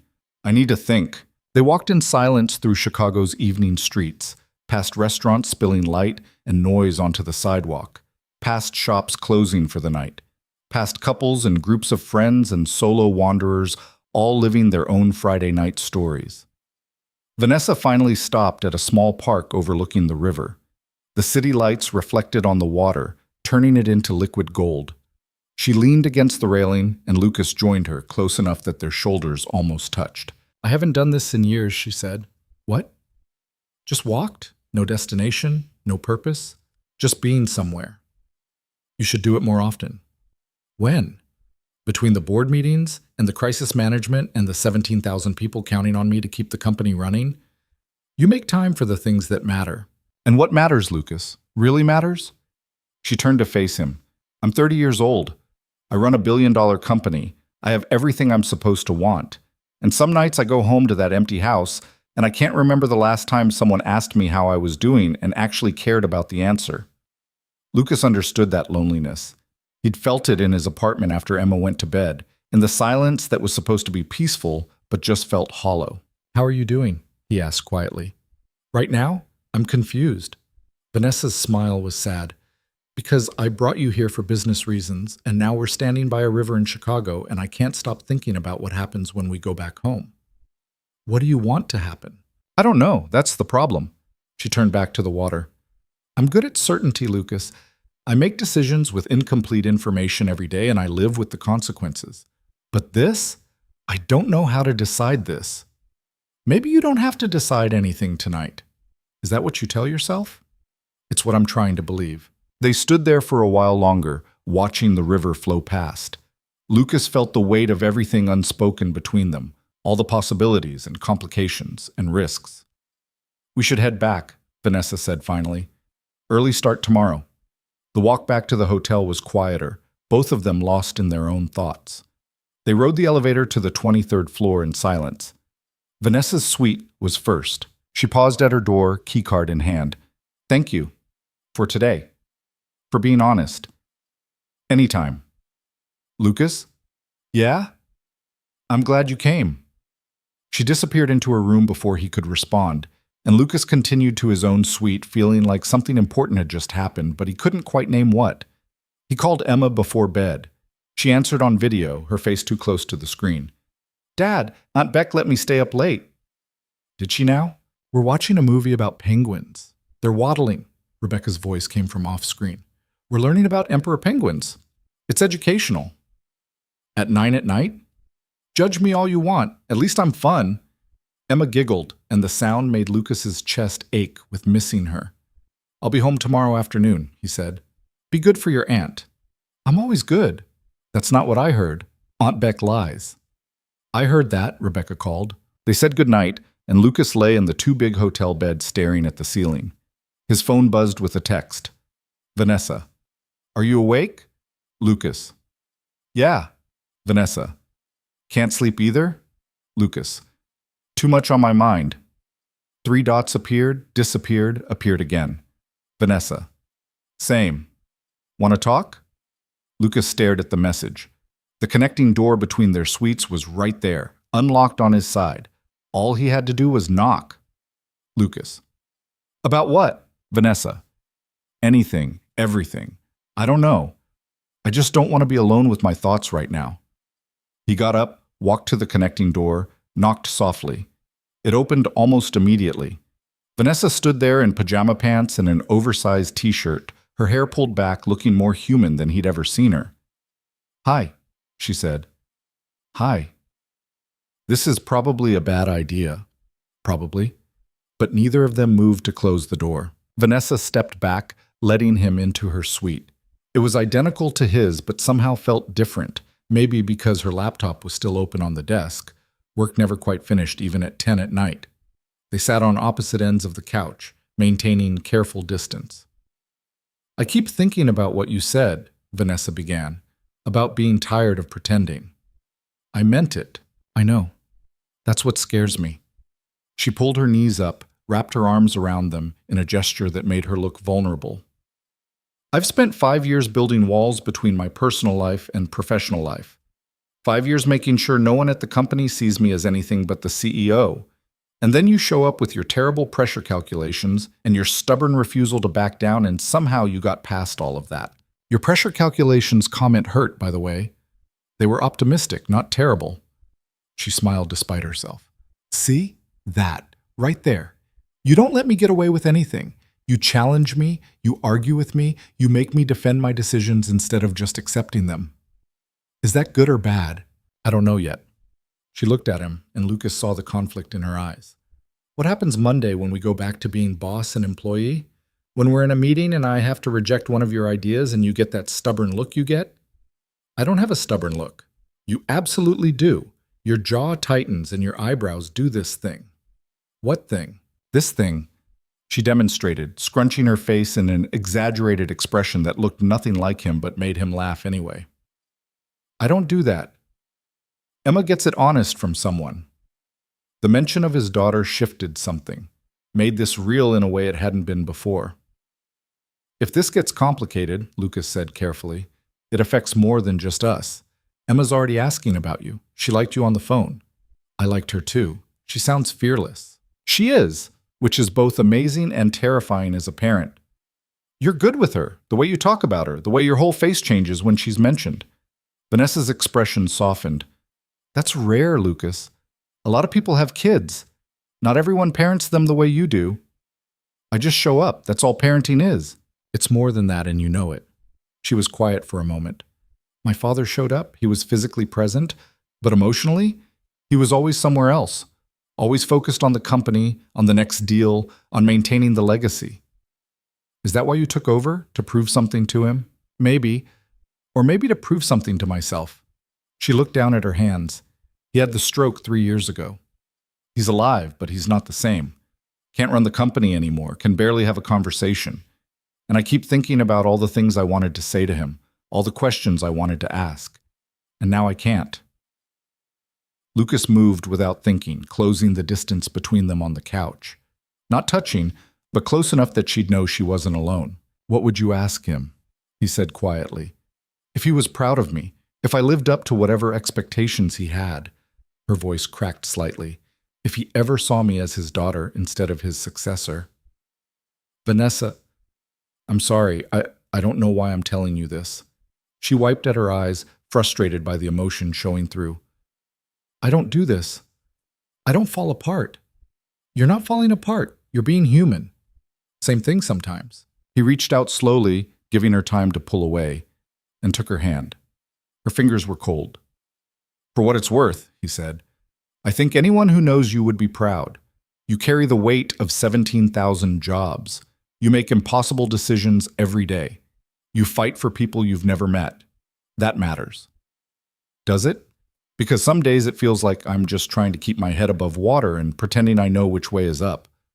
Welcome to being an adult. We're all faking it. She laughed wetly, and Lucas realized she was crying. Not dramatically, just quiet tears that she tried to hide by looking away. Hey, he said gently, it's okay. It's not. I'm your boss. You shouldn't see me like this. I'm not seeing my boss right now. I'm seeing Vanessa, and she's allowed to have feelings. She turned to look at him, and the vulnerability in her eyes made Lucas's chest tight. Without thinking, he reached up and brushed away a tear with his thumb. The touch was light, brief, but it shifted everything. Vanessa's breath caught. Lucas's hand stilled against her cheek. They were close enough now that he could count the flecks of blue in her gray eyes, close enough to see the exact moment she stopped thinking and started feeling. Lucas, she whispered. Yeah? This is complicated. I know. We shouldn't. Probably not. But neither of them moved away. The kiss happened slowly, like they were both waiting for the other to come to their senses and pull back. Lucas leaned in first, his hand still against her cheek. Vanessa met him halfway, her fingers curling into his shirt. It was tentative at first, testing, learning. Then Vanessa made a small sound in the back of her throat, and everything changed. Lucas pulled her closer, his other hand finding her waist. She shifted, her hands moving to his shoulders, his neck, his hair. When they finally broke apart, they were both breathing hard. That was a mistake, Vanessa said, but she didn't let go of him. Yeah. We should stop. We should. She kissed him again, and Lucas stopped trying to think logically about consequences and complications. Her mouth was soft, demanding, and when she pulled him down onto the couch, he went willingly. They stayed there for a long time, kissing like teenagers, neither willing to push further but unable to pull away. Lucas's hand found the small of her back under her shirt, skin warm against his palm. Vanessa's fingers threaded through his hair, tugging slightly when he kissed along her jaw. Finally, she pulled back, resting her forehead against his. We need to stop. I know. I mean it, Lucas. If we keep going, I know. He sat up, putting necessary distance between them. You're right. Vanessa straightened her shirt, pushed her hair back, tried to compose herself into something resembling the CEO who'd run 3 business meetings earlier that day. It didn't quite work. She looked undone in a way that made Lucas want to pull her back into his arms. This changes things, she said. Does it have to? Of course it does. We work together. I'm your boss. There are rules, Lucas, policies. About workplace relationships?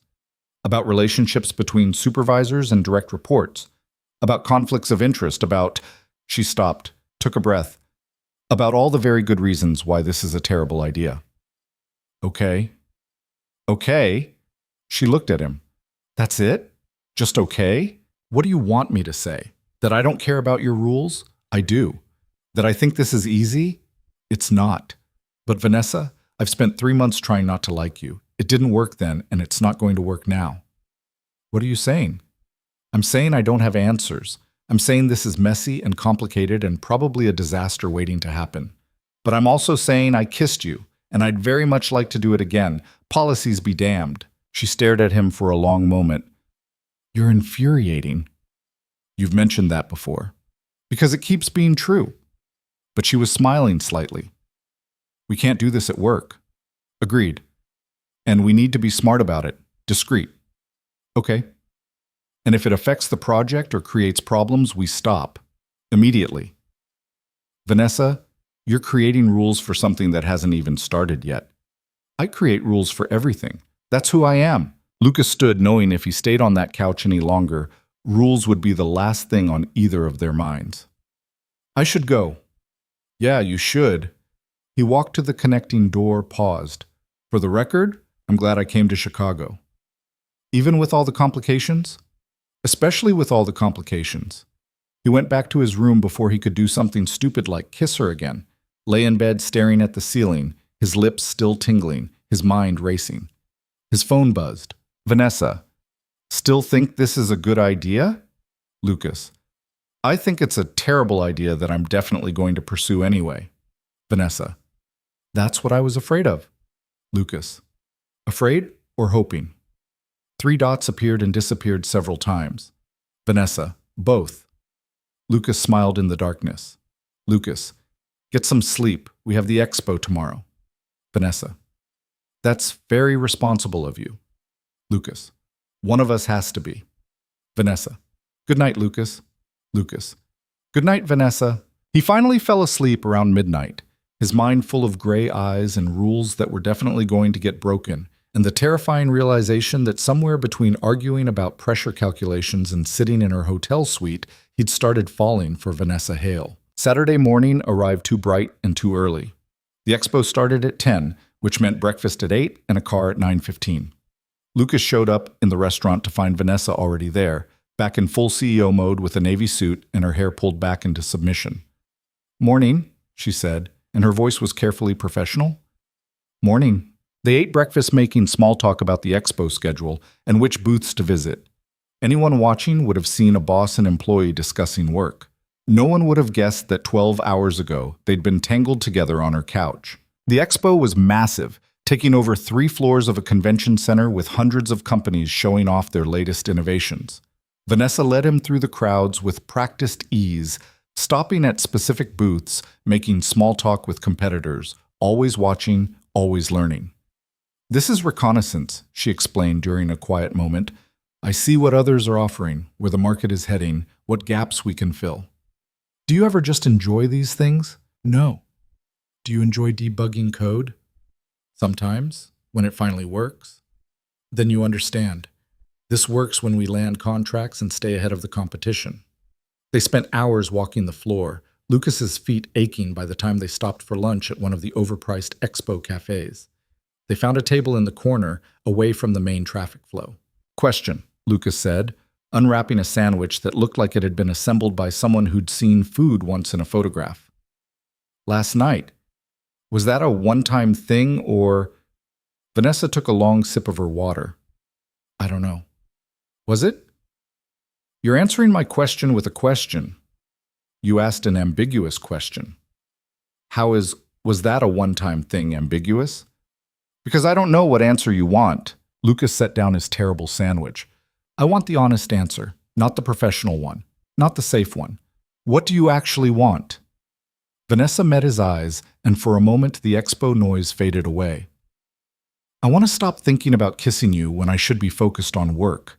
I want to stop checking my phone to see if you've texted. I want to stop feeling like a teenager with a crush when I'm a 30-year-old CEO who should know better. That's not really an answer. No, it's not. She smiled slightly. I want to see what happens when we get back home. I want to figure out if this is just the result of being in a different city away from our normal lives, or if it's actually something. But I also want to be smart about it. Your rules from last night? Those weren't rules, they were survival guidelines. What's the difference? Rules can be broken. Survival guidelines keep us from destroying everything we've built professionally. A group of conference attendees passed their table, voices loud with the kind of forced enthusiasm that came from too many networking events. Lucas waited for them to move on. Okay, he said finally, we're smart about it. We're discreet. We don't let it affect work. But Vanessa, I need you to know that I'm not good at halfway. If we do this, I'm all in, even with the complications. That's terrifying. Yeah, it kind of is. She was quiet for a moment, then reached across the table and took his hand. The gesture was brief, hidden from view by the table edge, but it felt significant. Let's get through today, she said. Then we'll figure out what comes next. They finished the expo around 4, both exhausted from hours of walking and talking and pretending to be nothing more than colleagues. The flight home wasn't until 8, giving them time to grab dinner before heading to the airport. They ended up back at the steakhouse from the night before, sitting in the same booth. It felt deliberate, like they were trying to recapture whatever honesty had existed in that moment. I'm going to miss this, Vanessa said over wine. Chicago? Being away from everything. Being able to just be us without worrying about who's watching or what it means for Monday morning. We can still be us on Monday, can we? Or do we go back to being boss and employee who happened to have kissed once in a hotel room? That's up to us, isn't it? Vanessa swirled the wine in her glass. When I took over the company, I made a promise to myself. No relationships with employees, no complications that could compromise my judgment or create conflicts of interest. And you've kept that promise? For 5 years. Until now. What changed? She looked at him, and Lucas saw the same vulnerability from the night before. You did. You changed things. They talked through dinner about safer topics. Emma's upcoming school play, the next phase of the CT7 project, Vanessa's mother's latest matchmaking attempt involving someone named Preston, who apparently owned a vineyard. But underneath the casual conversation was the weight of everything unspoken. Questions about what happened next. Fears about whether this would work or implode spectacularly. Hope that maybe, somehow, they could find a way to make it work. The flight home was quieter than the flight out. They both worked on their laptops, the comfortable silence of people who'd learned they didn't need to fill every moment with words. But when the plane hit turbulence and Lucas's hands tightened on the armrests, Vanessa reached over and took his hand without a word. They landed at 11 and a car was waiting to take them back to the city. Lucas lived 20 minutes from the airport. Vanessa's house was in the opposite direction. I can take a ride share, Lucas offered. Don't be ridiculous. We'll drop you first. They rode in silence, the city lights sliding past the windows. When the car pulled up outside Lucas's apartment building, he didn't immediately get out. Thank you, he said, for bringing me, for trusting me with the meetings. You earned it. Vanessa, I'll see you Monday, Lucas. It felt like a dismissal, but her hand found his in the darkness of the back seat, squeezing once before letting go. Lucas grabbed his bag and headed inside, not looking back because if he did, he wasn't sure he'd be able to walk away. His apartment was exactly as he'd left it, which shouldn't have felt strange, but did. Like he'd become a different person in Chicago, and his old life didn't quite fit anymore. He texted Rebecca that he was home, then collapsed onto his bed fully clothed. His phone buzzed. Vanessa, did you make it home okay? Lucas, yeah, you? Vanessa, just got in. The house feels too big. Lucas, my apartment feels too small. Vanessa, maybe we need to find somewhere in between. Lucas, is that an invitation? The 3 dots appeared and disappeared several times. Vanessa, Ask me again when we're not both exhausted and thinking clearly. Lucas. What if I don't want to think clearly? Vanessa. Then we're both in trouble. Lucas smiled despite his exhaustion. Lucas. Get some sleep. I'll see you Monday. Vanessa. Looking forward to it. And Lucas? Lucas. Yeah? Vanessa. Thank you for being honest with me about everything. Lucas. Anytime. He finally changed into actual pajamas and fell asleep thinking about gray eyes and complicated rules and the feeling of Vanessa's hand in his on an airplane 30,000 feet above the ground. Sunday, he picked up Emma from Rebecca's, enduring his sister's knowing looks and carefully not mentioning Vanessa at all. How was Chicago? Emma asked in the car.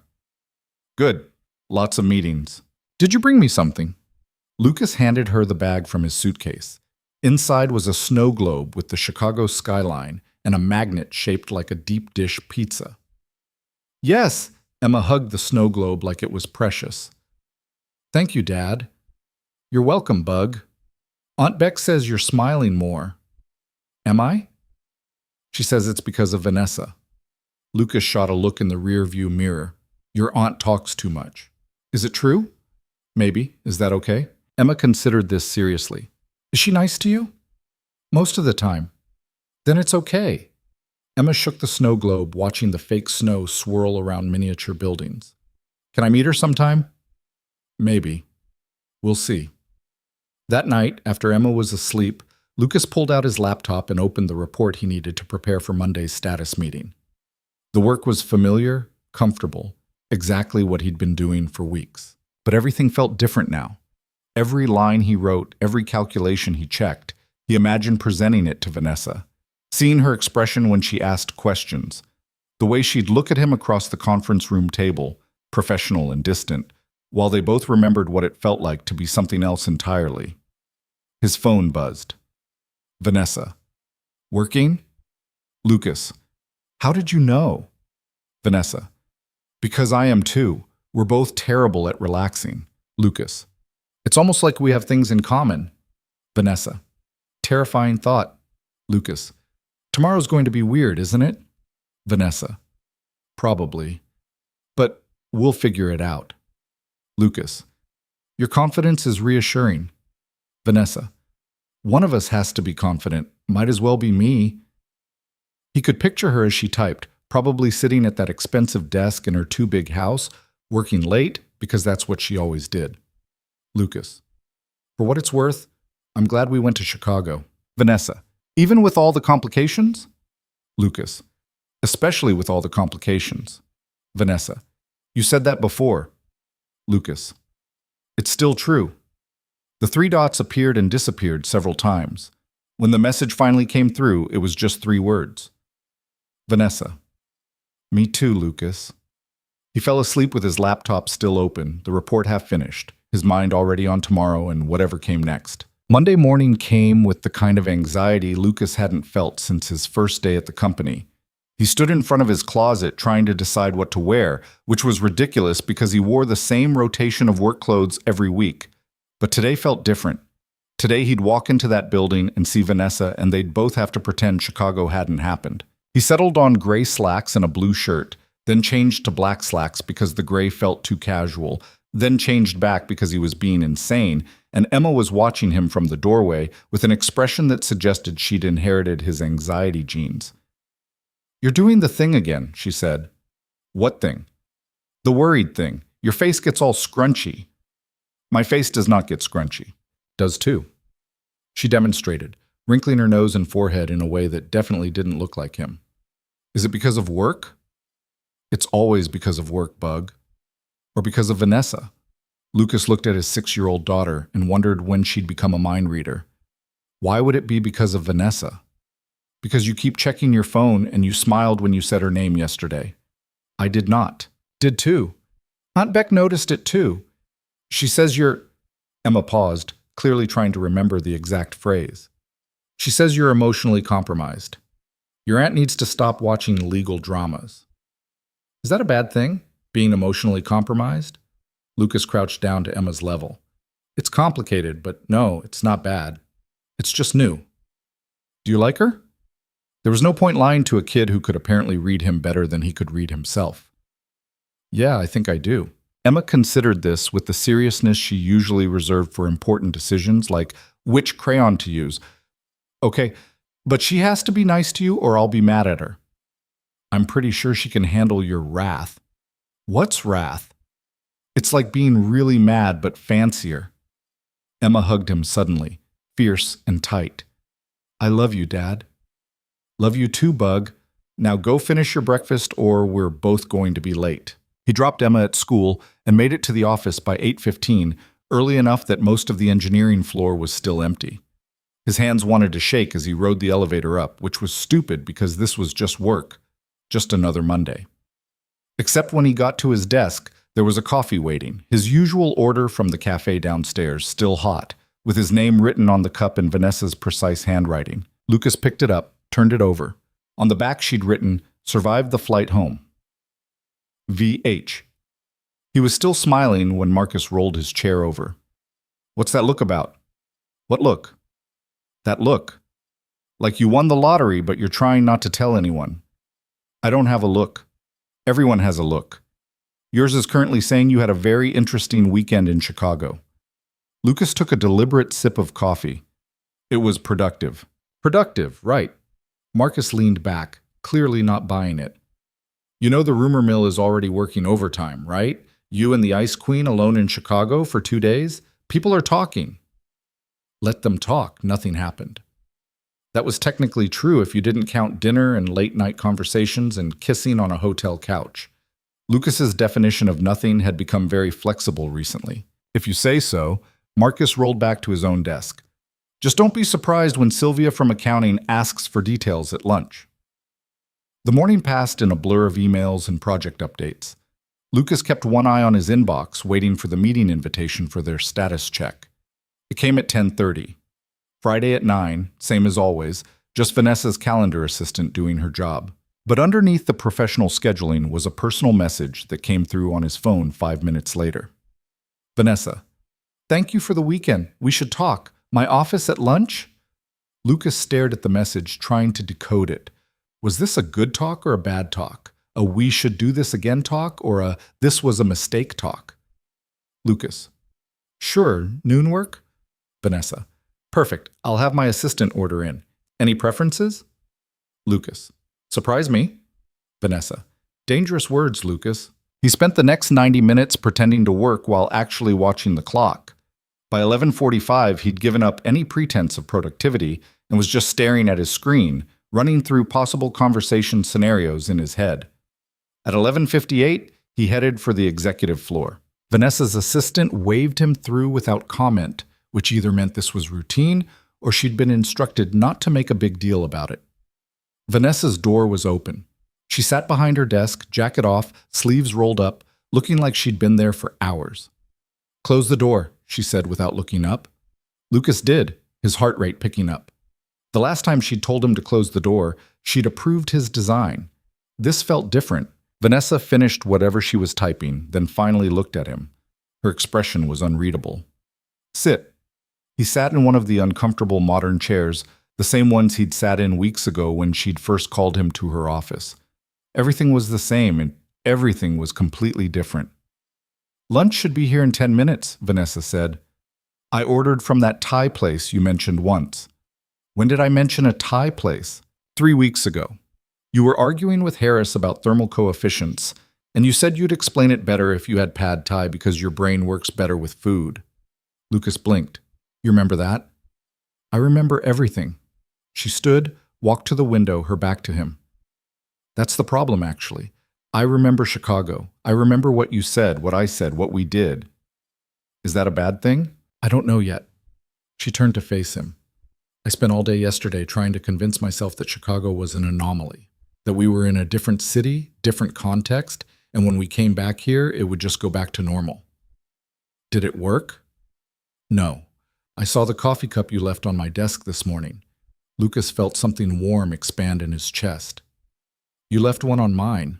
I know, that's my point. She crossed her arms, and Lucas recognized the defensive posture. I don't do this, Lucas. I don't mix personal and professional. I don't leave coffee for employees or think about them on Sunday nights or wonder what they're doing when I should be focused on quarterly reports. So what are you saying? I'm saying I don't know what to do with this. With us. Whatever this is. What do you want it to be? Vanessa was quiet for a long moment. When she spoke, her voice was softer. I want to stop pretending I don't look for you first when I walk into a meeting. I want to stop deleting texts before I send them because they're too personal. I want to figure out if what happened in Chicago can survive in the real world. That sounds like you want to try. It sounds terrifying. Those aren't mutually exclusive. A knock at the door interrupted them.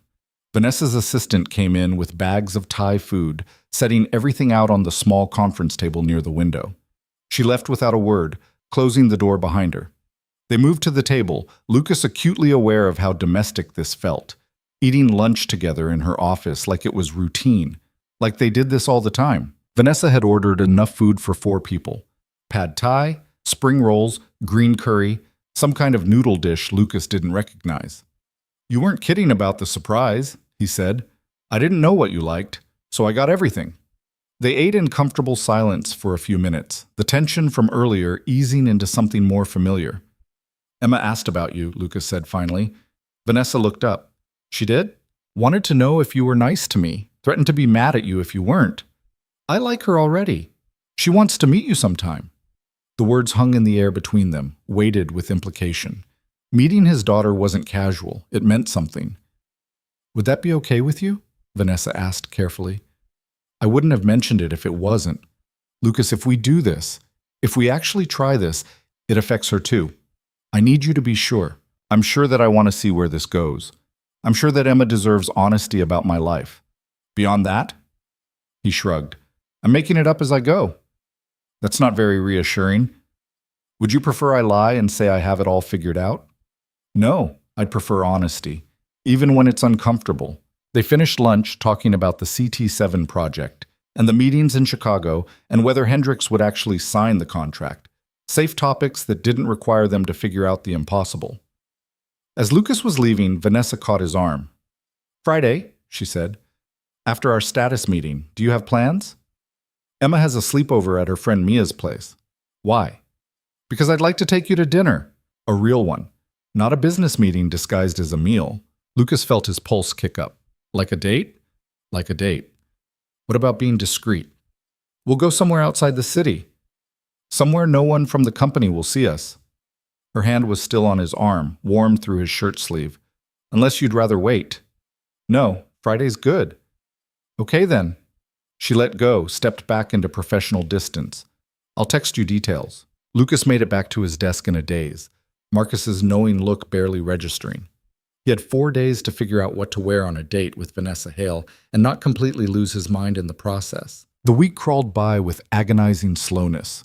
Work continued as normal, status meetings and project updates, and the usual chaos of engineering deadlines. But underneath the professional routine was a constant awareness of Vanessa, the way she'd catch his eye across a conference room, the carefully neutral text messages that meant more than they said, the coffee that kept appearing on his desk every morning. Wednesday brought news that Hendricks had signed the contract, $12 million over 3 years, the biggest deal Lucas had ever been part of. Vanessa sent out a company-wide announcement, crediting the engineering team and specifically mentioning Lucas's design innovation. His phone buzzed 20 minutes later. Vanessa, congratulations. You earned this. Lucas, we earned this. I just did the math. Vanessa, don't diminish your contribution. Take the win. Lucas, yes, ma'am. Vanessa, did you just ma'am me? Lucas, is that a problem? Vanessa, ask me again on Friday and find out. Lucas spent the rest of Wednesday trying to focus on work and failing spectacularly. Thursday evening, Emma's school called. She'd fallen on the playground. Nothing serious, but could he come pick her up? Lucas left work early, arriving to find Emma in the nurse's office with a scraped knee and tears drying on her cheeks. I'm okay, she insisted, but she let him carry her to the car anyway. What happened, Bug? I was running and I tripped and it hurt really bad. Fresh tears welled up. And Mia laughed and I got mad and I told her she was mean and now she says I can't come to her sleepover. Lucas's heart sank. There went Friday night. I'm sorry, Em. that sounds really hard. Are you mad at me? Why would I be mad? Because I messed up your plans. I heard you tell Aunt Beck you had something important Friday. He pulled over, turned to look at his daughter in the back seat. Emma, listen to me. Nothing is more important than you. Not work, not plans, nothing, okay? Okay, she sniffled. But you were excited about Friday. I could tell. I was. But there will be other Fridays. They stopped for ice cream on the way home because scraped knees deserved ice cream. Emma got chocolate with sprinkles and proceeded to get it all over her face, which made Lucas laugh despite the disappointment of canceled plans. Later, after Emma was in bed, Lucas texted Vanessa. Lucas. So, about Friday. Vanessa. Let me guess. Emma's sleepover fell through? Lucas. Playground incident. She's fine, but the friend is mad and now I don't have childcare. Vanessa. Bring her. Lucas stared at his phone. Lucas. What? Vanessa. Bring Emma. We can go somewhere kid-friendly instead. She wanted to meet me anyway. Lucas. That's not what you signed up for. Vanessa. Lucas, I'm trying to date a single father. His daughter is part of the package. If I can't handle one dinner with a 6-year-old, what's the point? Lucas. You sure? Vanessa. Positive. How does she feel about pizza? Lucas. She's 6. Pizza is basically a food group. Vanessa. Perfect. I know a place. Pick you both up at 6? Lucas sat there on his couch, staring at his phone, feeling something shift in his chest. This was real. Vanessa wasn't just interested in him. She was willing to meet Emma, to adjust plans, to jump into the messy reality of dating someone with a kid. Lucas. 6 works. Fair warning, though, she's going to ask you 1,000 questions. Vanessa. I'm looking forward to it. Friday arrived with Lucas more nervous than he'd been for the Chicago trip. He changed clothes 3 times before Emma noticed and asked if he was okay. I'm fine. Just want to make a good impression. On Vanessa? Yeah. Dad, she already likes you. You don't have to be nervous. How do you know she already likes me? Because she asked you to dinner. Duh. Emma rolled her eyes in a way that made her look 12 instead of 6. What should I wear? They settled on Emma's favorite purple dress and Lucas's third outfit choice, arriving at the lobby of their building at 5:58. Vanessa pulled up in a different car than the one from Chicago, something smaller and less intimidating. She got out when she saw them, and Lucas felt his breath catch. She dressed down, jeans and a casual sweater, her hair loose around her shoulders. She looked approachable. Human. Beautiful. Hi, she said, and Lucas could hear the nervousness under the word. Hi. Emma tugged on his hand. Dad, introduce me. Right. Vanessa, this is Emma. Emma, this is Vanessa. Emma stepped forward with the confidence of someone who'd never met a stranger. Dad says you're really smart and also that you're scary at work, but nice other times. Emma! Lucas felt his face heat, but Vanessa laughed, crouching down to Emma's level. Your dad's right on both counts. It's nice to finally meet you. I've heard a lot about you. Like what? Like you're going to be an astronaut and you make really good cookies and you're scared of nothing. Emma beamed. I'm scared of some things, just not very many things. That's very brave. I know. Emma looked Vanessa over with serious consideration. You're prettier than I thought you'd be. Dad didn't mention that part. If the sidewalk had opened up and swallowed Lucas whole, it would have been a mercy. Emma, we talked about this. You can't just say everything you think. Why not? It's true. Vanessa was trying not to laugh. Thank you, Emma. That's very sweet. They got in the car, Emma claiming the front seat with the logic that she'd never ridden in a car this nice and needed to experience it properly. Lucas sat in the back feeling like a chauffeur, but he couldn't stop smiling. The pizza place was 40 minutes outside the city, tucked into a small town that felt like it existed in a different decade. Checkered tablecloths, a jukebox in the corner, and pizza that smelled incredible. Emma talked nonstop through dinner, telling Vanessa about school and soccer and her best friend Mia, who was currently the worst friend because of the sleepover incident. Vanessa listened with genuine interest, asking questions, laughing at Emma's dramatic retellings. So then I told her that if she was going to be mean, I didn't want to come to her sleepover anyway, Emma said, gesticulating with a piece of pizza. But I did want to come. I just said I didn't because I was mad. That's hard, Vanessa said, being mad at someone you really like. Yeah, Dad says I should apologize, but I don't want to because she laughed first. Your dad's probably right, though.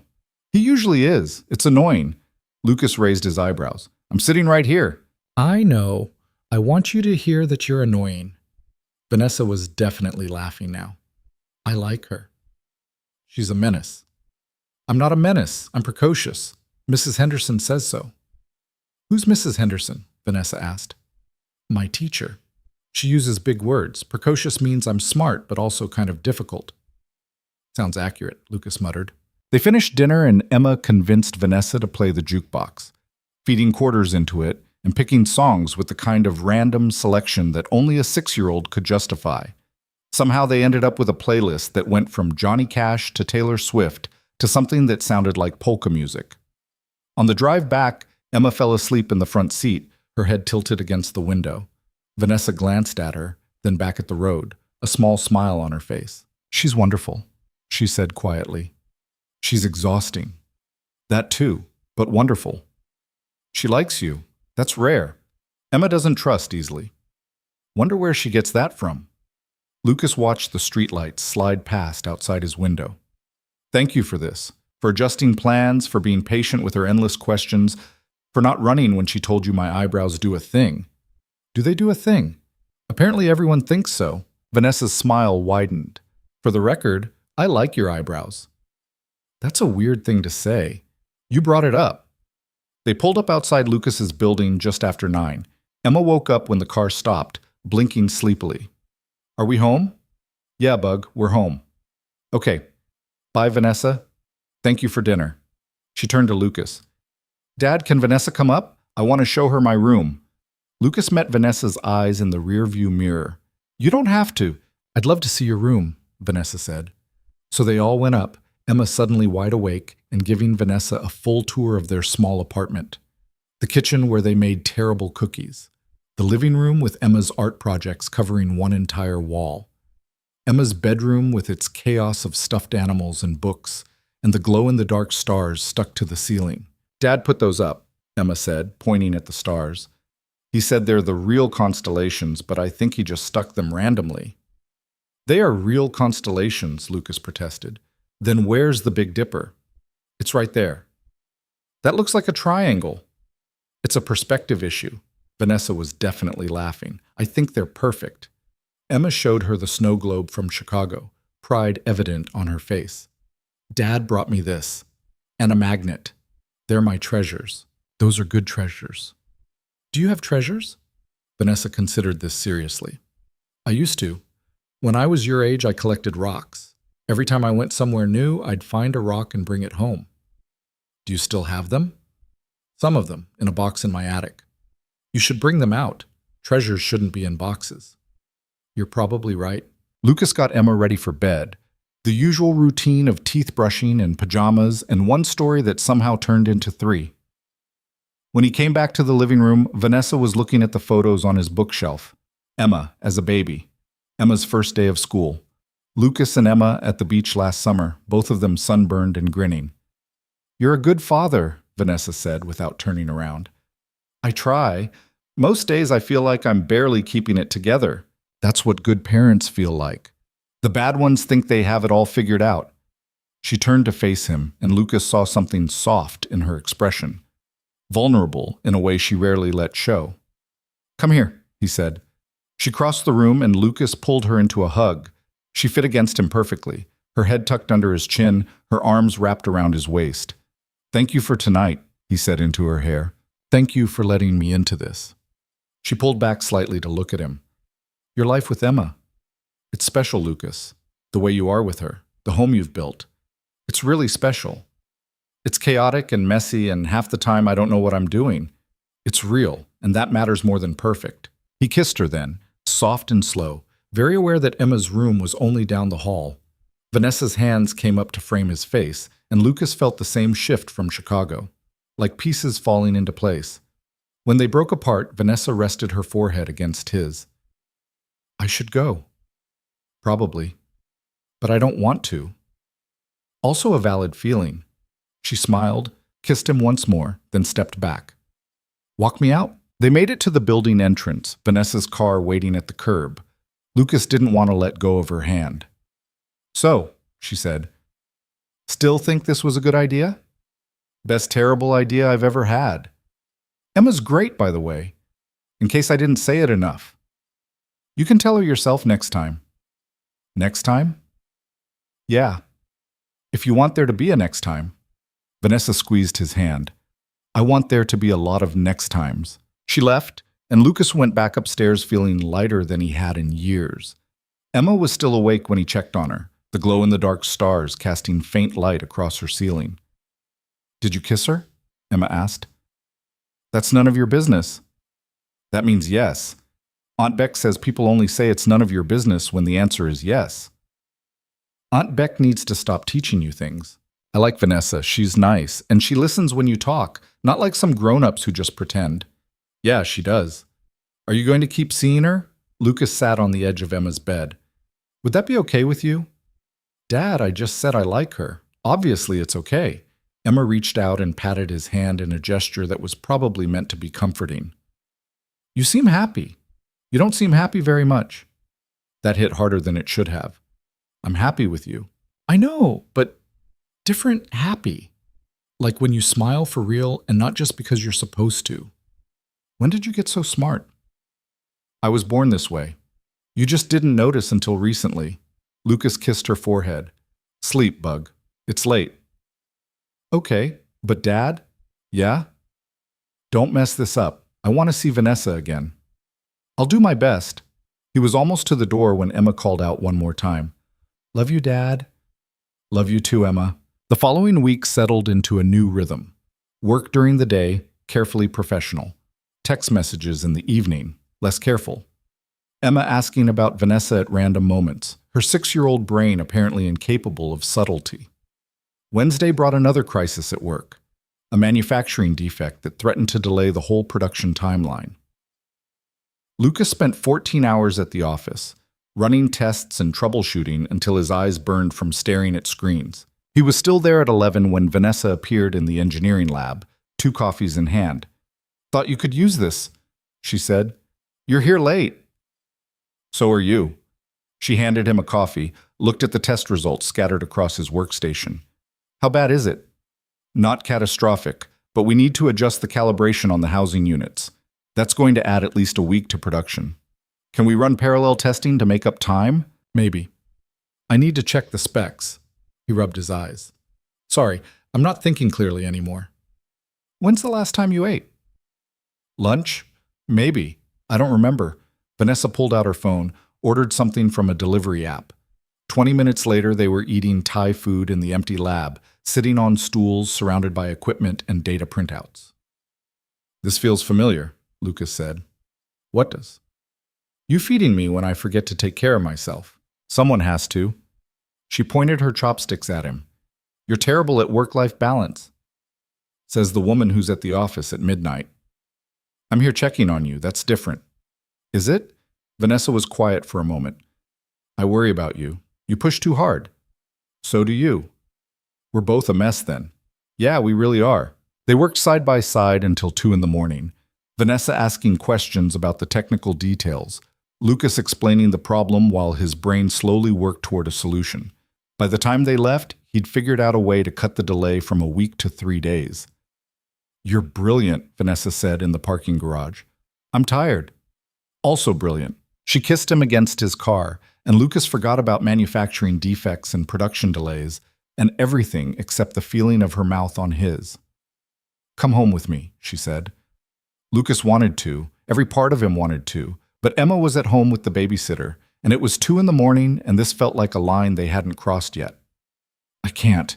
Emma, I know, I wasn't thinking. She stepped back. Rain check? Definitely. Friday's status meeting ran long, complicated by questions from the board about the production delay.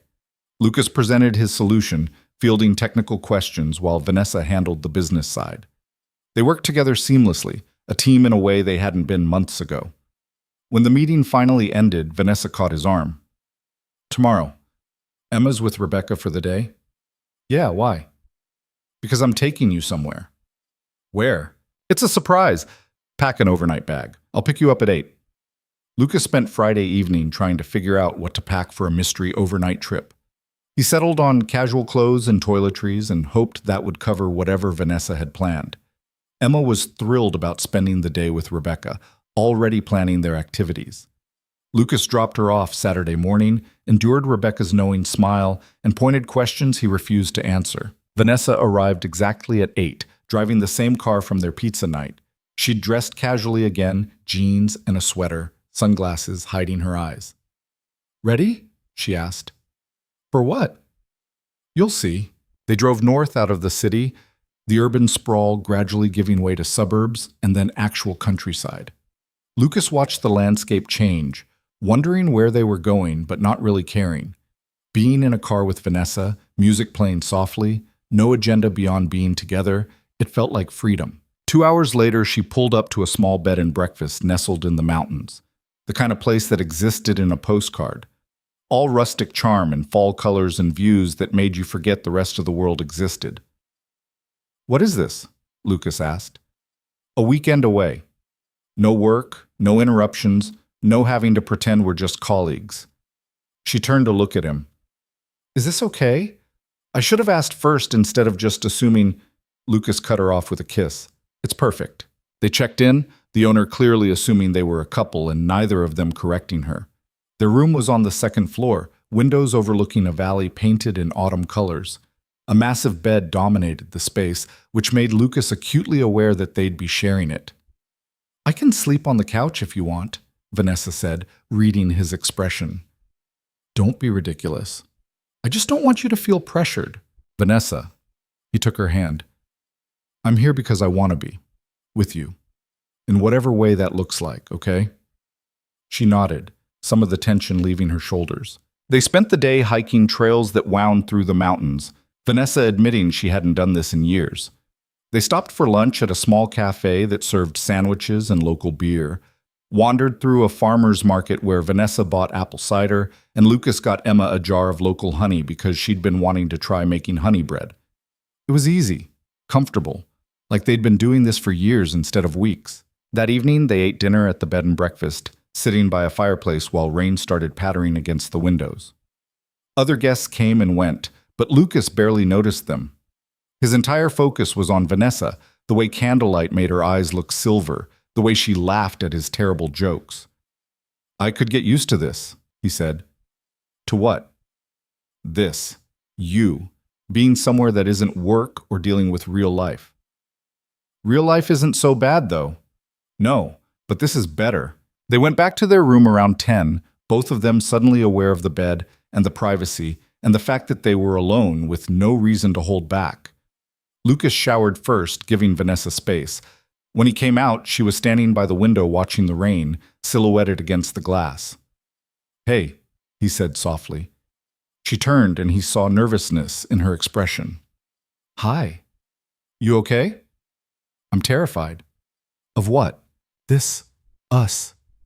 How much I want this to work. She crossed to him, her hands finding his. I haven't done this in a long time, Lucas.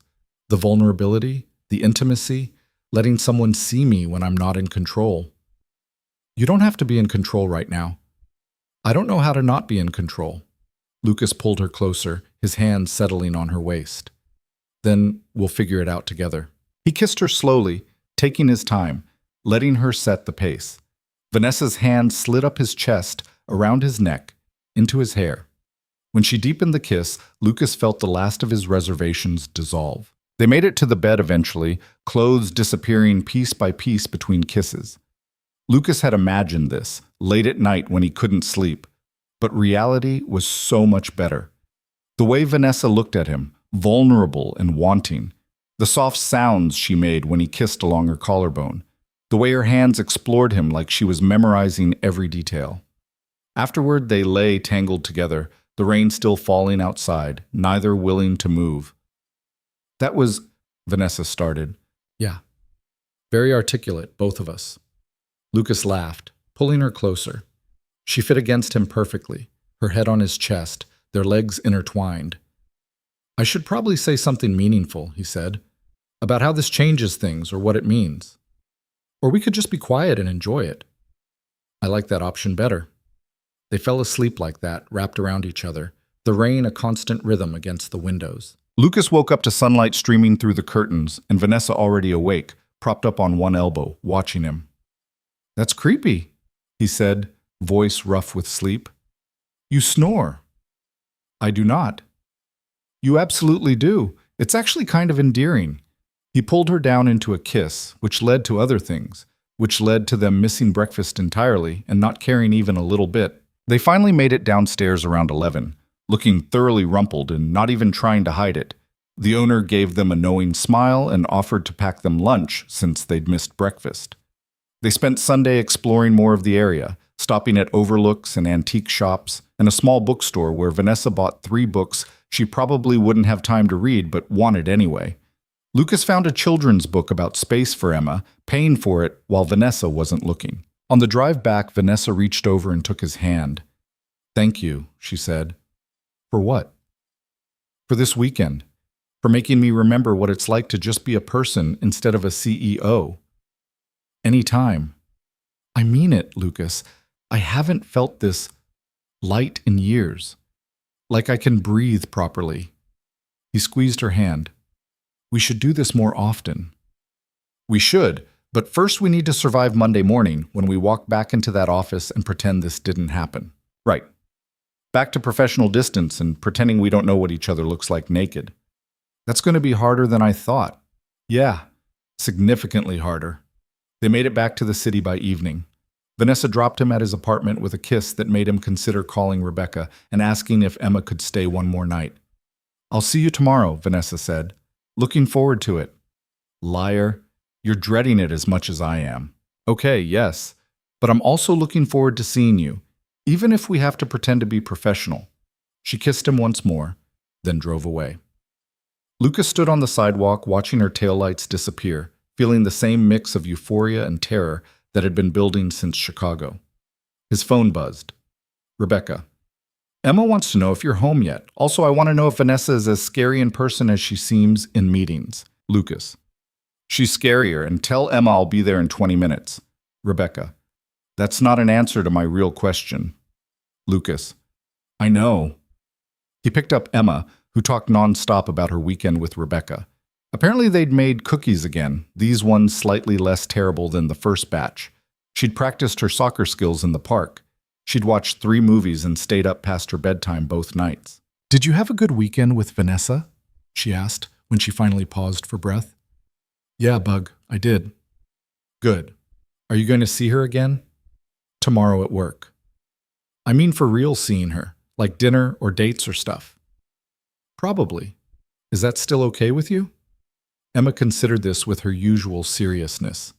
Yeah, but you have to promise to still have time for me. Lucas's heart clenched. Emma, you're the most important person in my life. That doesn't change just because I'm dating someone, okay? Okay. Can we get ice cream? It's Sunday night. You have school tomorrow. That's not a no. They got ice cream. Monday morning arrived with all the anxiety Lucas had been suppressing over the weekend. He walked into the building trying to figure out how to act normal around Vanessa after everything that had happened. He made it to his desk, coffee appearing exactly 3 minutes later with a note on the back. Stop overthinking. We've got this. V8. The status meeting at 9 was attended by half the engineering team. Lucas presented the latest test results, very aware of Vanessa sitting at the head of the table in full CEO mode. She asked pointed questions about the timeline and budget implications, and Lucas answered professionally while remembering the way she'd looked Saturday night with her hair down and her defenses gone. The meeting wrapped up, people filtering out in groups. Lucas was gathering his materials when Vanessa's voice stopped him. Lucas, stay behind a moment. Everyone else left. The door closed. They were alone. So, Vanessa said. So. That was excruciating. Completely. She stood, walked around the table until she was standing in front of him, close enough that Lucas could smell her perfume. We need ground rules, she said. You love your rules. Someone has to maintain order. But she was smiling. At work, we're professional. No touching, no lingering looks, no inside jokes that make people suspicious. Agreed. Outside of work, we're figuring this out as we go. Also agreed. And Lucas? Yeah? Last weekend was incredible. I want to do it again. Me too. She kissed him quickly, then stepped back before anyone could walk in. Now get back to work. Some of us have companies to run. Yes, ma'am. Stop calling me ma'am. Make me. She pointed at the door. Out. Before I forget my own rules. Lucas left smiling, and if anyone noticed he was in an unusually good mood, they didn't comment. The next few weeks settled into a pattern that felt sustainable.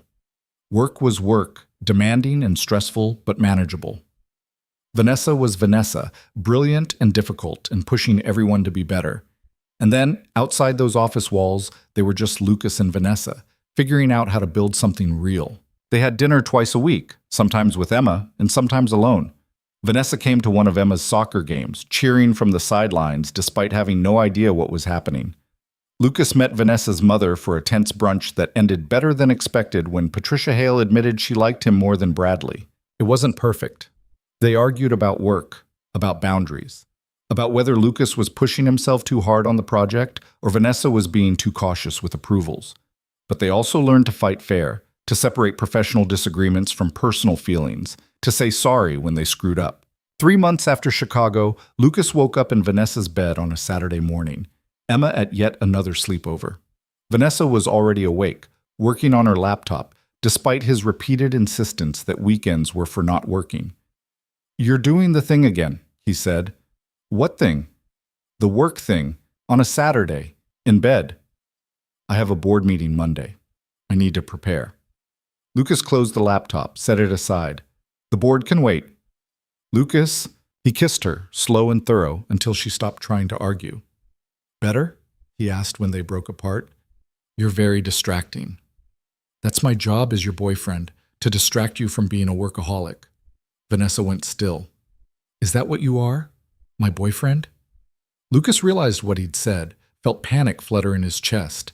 They hadn't defined this, hadn't put labels on it, had been carefully avoiding any conversation that felt too serious. I don't know, he admitted. Do you want me to be?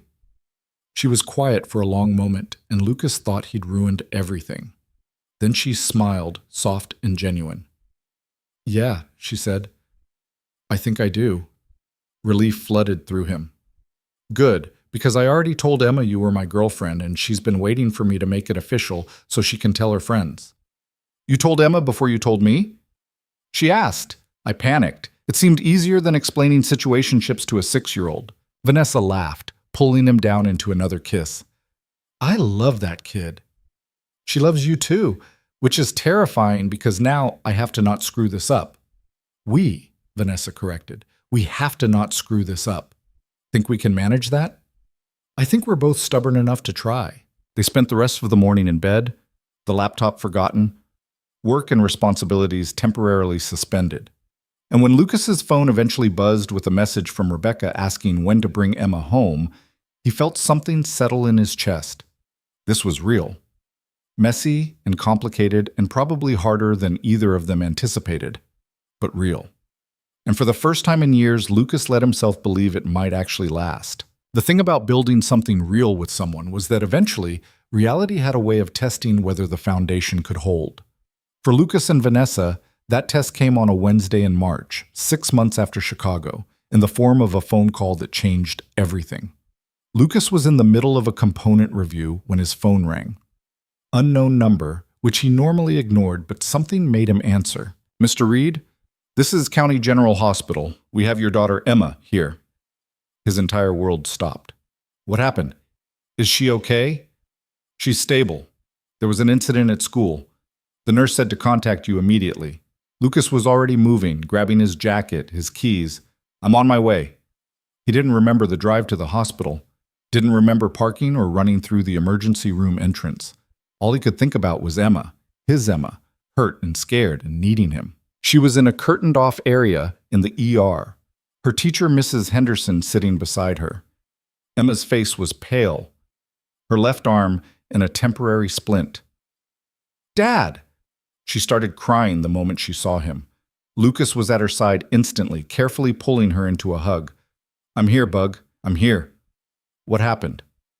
She fell from the monkey bars, Mrs. Henderson explained.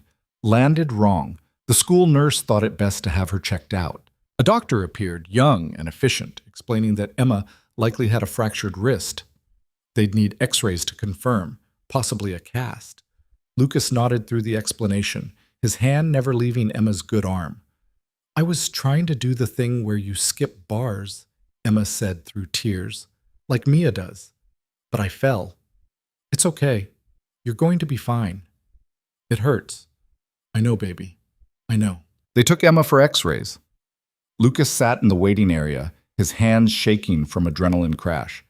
He should call Rebecca. Should let work know he wouldn't be back today. Should... His phone rang. Vanessa. Hey, he answered. Lucas, Marcus said you ran out of the office. What's wrong? Emma's at the hospital. She fell at school. They think her wrist is broken. Silence on the other end. Then, which hospital? County General, but you don't have to... I'm already leaving. She hung up before he could argue. Vanessa arrived 20 minutes later, still in her work suit, slightly out of breath like she'd run from the parking lot. She spotted Lucas immediately, crossed the waiting room and pulled him into a hug. Is she okay? She asked. Fractured wrist. They're doing x-rays now. And you? I'm fine. Lucas, you're shaking. He was. Now that Vanessa was here, now that he could let himself feel it, the fear hit him full force.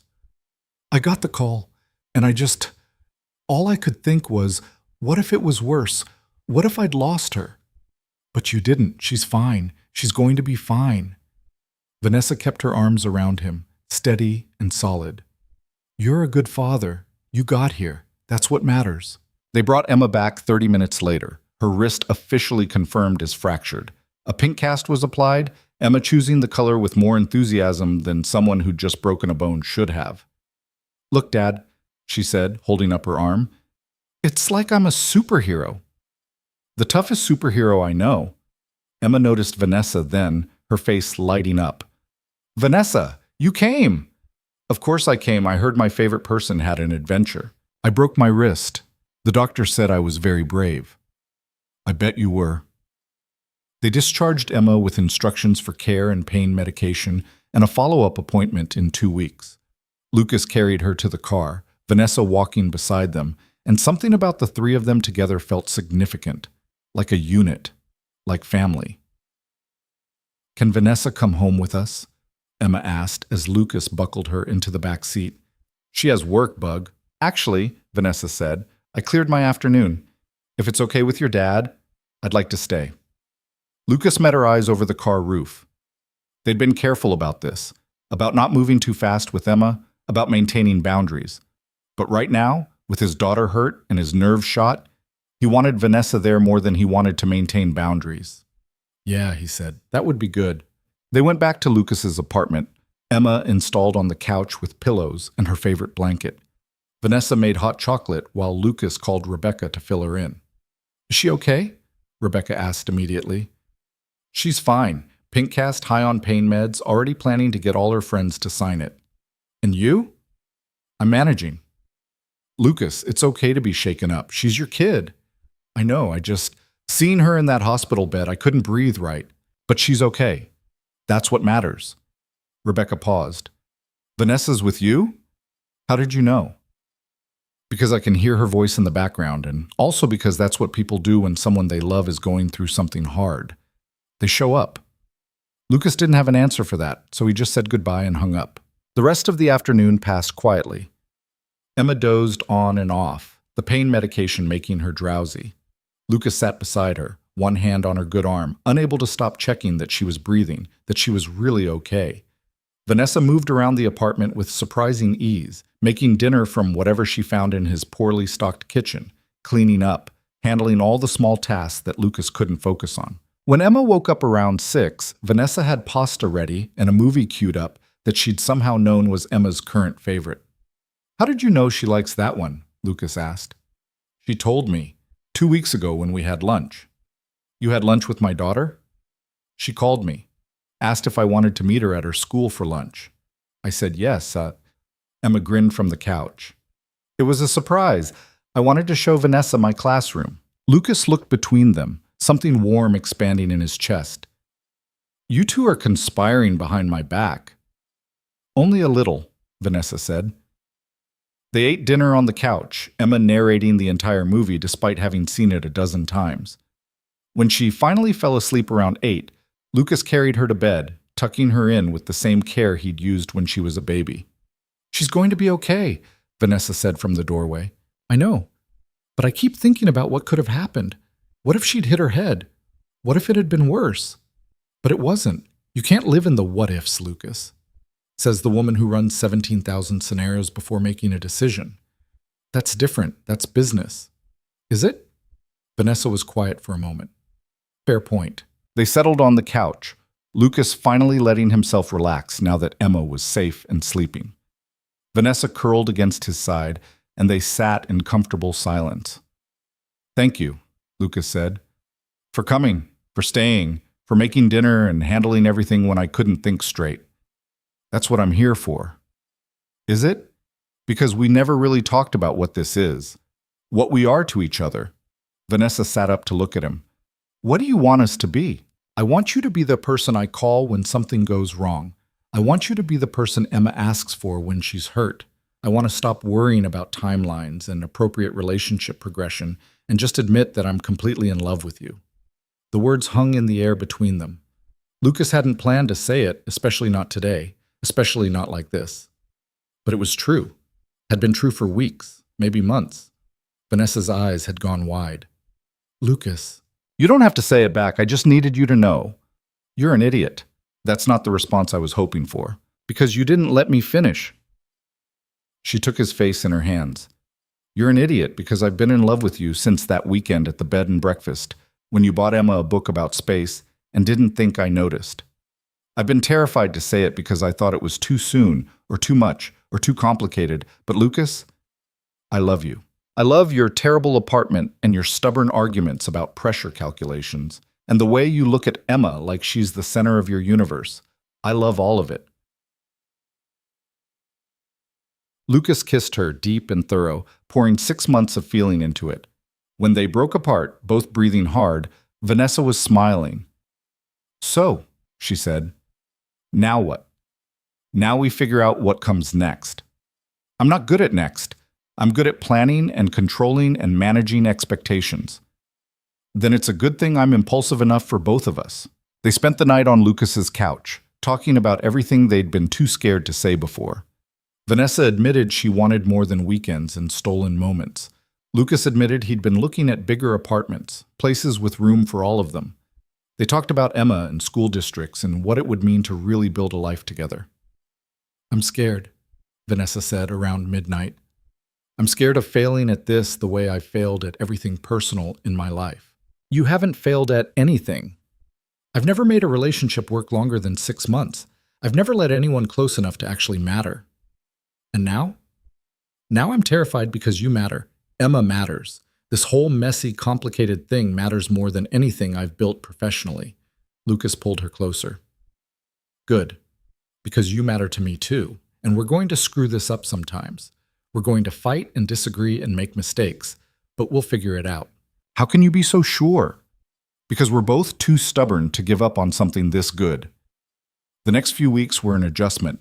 Emma milked the broken wrist for all it was worth, getting her friends to sign her cast, and convincing Lucas that ice cream was medically necessary for healing. Vanessa started spending more nights at the apartment, her toothbrush appearing in the bathroom, her laptop taking up permanent residence on Lucas's kitchen table. Work continued, the CT7 project moving into full production.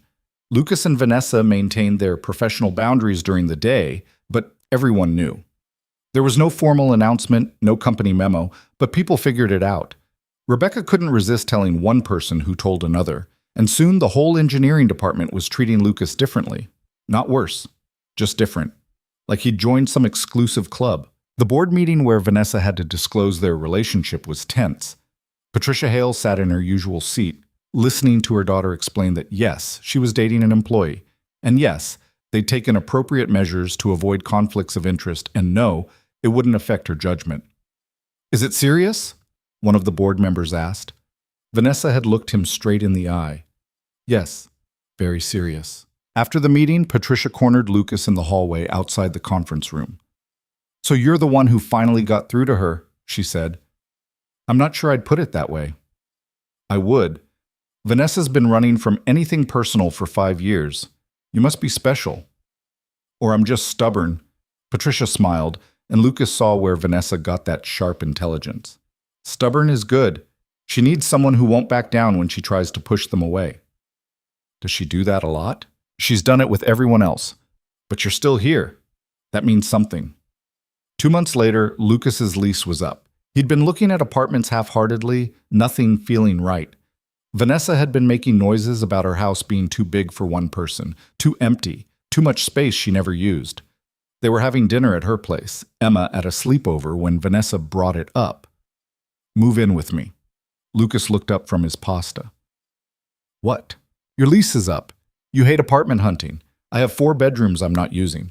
Emma would have space for all her things. There's a good school district. Vanessa was talking fast, nervous. It makes sense logistically. Is that the only reason? No, I want you here. I want to wake up next to you every morning. I want Emma's art projects on my refrigerator and your terrible coffee destroying my expensive machine. I want this to be our home, not just mine. That's a big step. I know. Too big? Lucas thought about his cramped apartment, about Emma's tiny bedroom, about coming home to Vanessa every night instead of just some nights. Thought about building something permanent instead of temporary. When can we move in? Vanessa's smile could have lit the entire house. Seriously? Emma's going to lose her mind when she finds out she gets her own bathroom. They told Emma the next day. Her reaction was exactly what Lucas expected, shrieking excitement followed by 1,000 questions about whether she could paint her room and if there was space for a dog, and could her bed face the window so she could see the stars. One thing at a time, Bug, Lucas said. But can I paint my room? We'll talk about it. That means yes. Moving took 3 weeks. Lucas didn't have much, his life fitting into a dozen boxes that looked sad in Vanessa's enormous house. But Emma's things filled her new room with color and chaos, and Lucas's engineering books found homes on Vanessa's empty shelves, and slowly the house stopped feeling like Vanessa's space and started feeling like theirs. The first real fight happened a month after they moved in.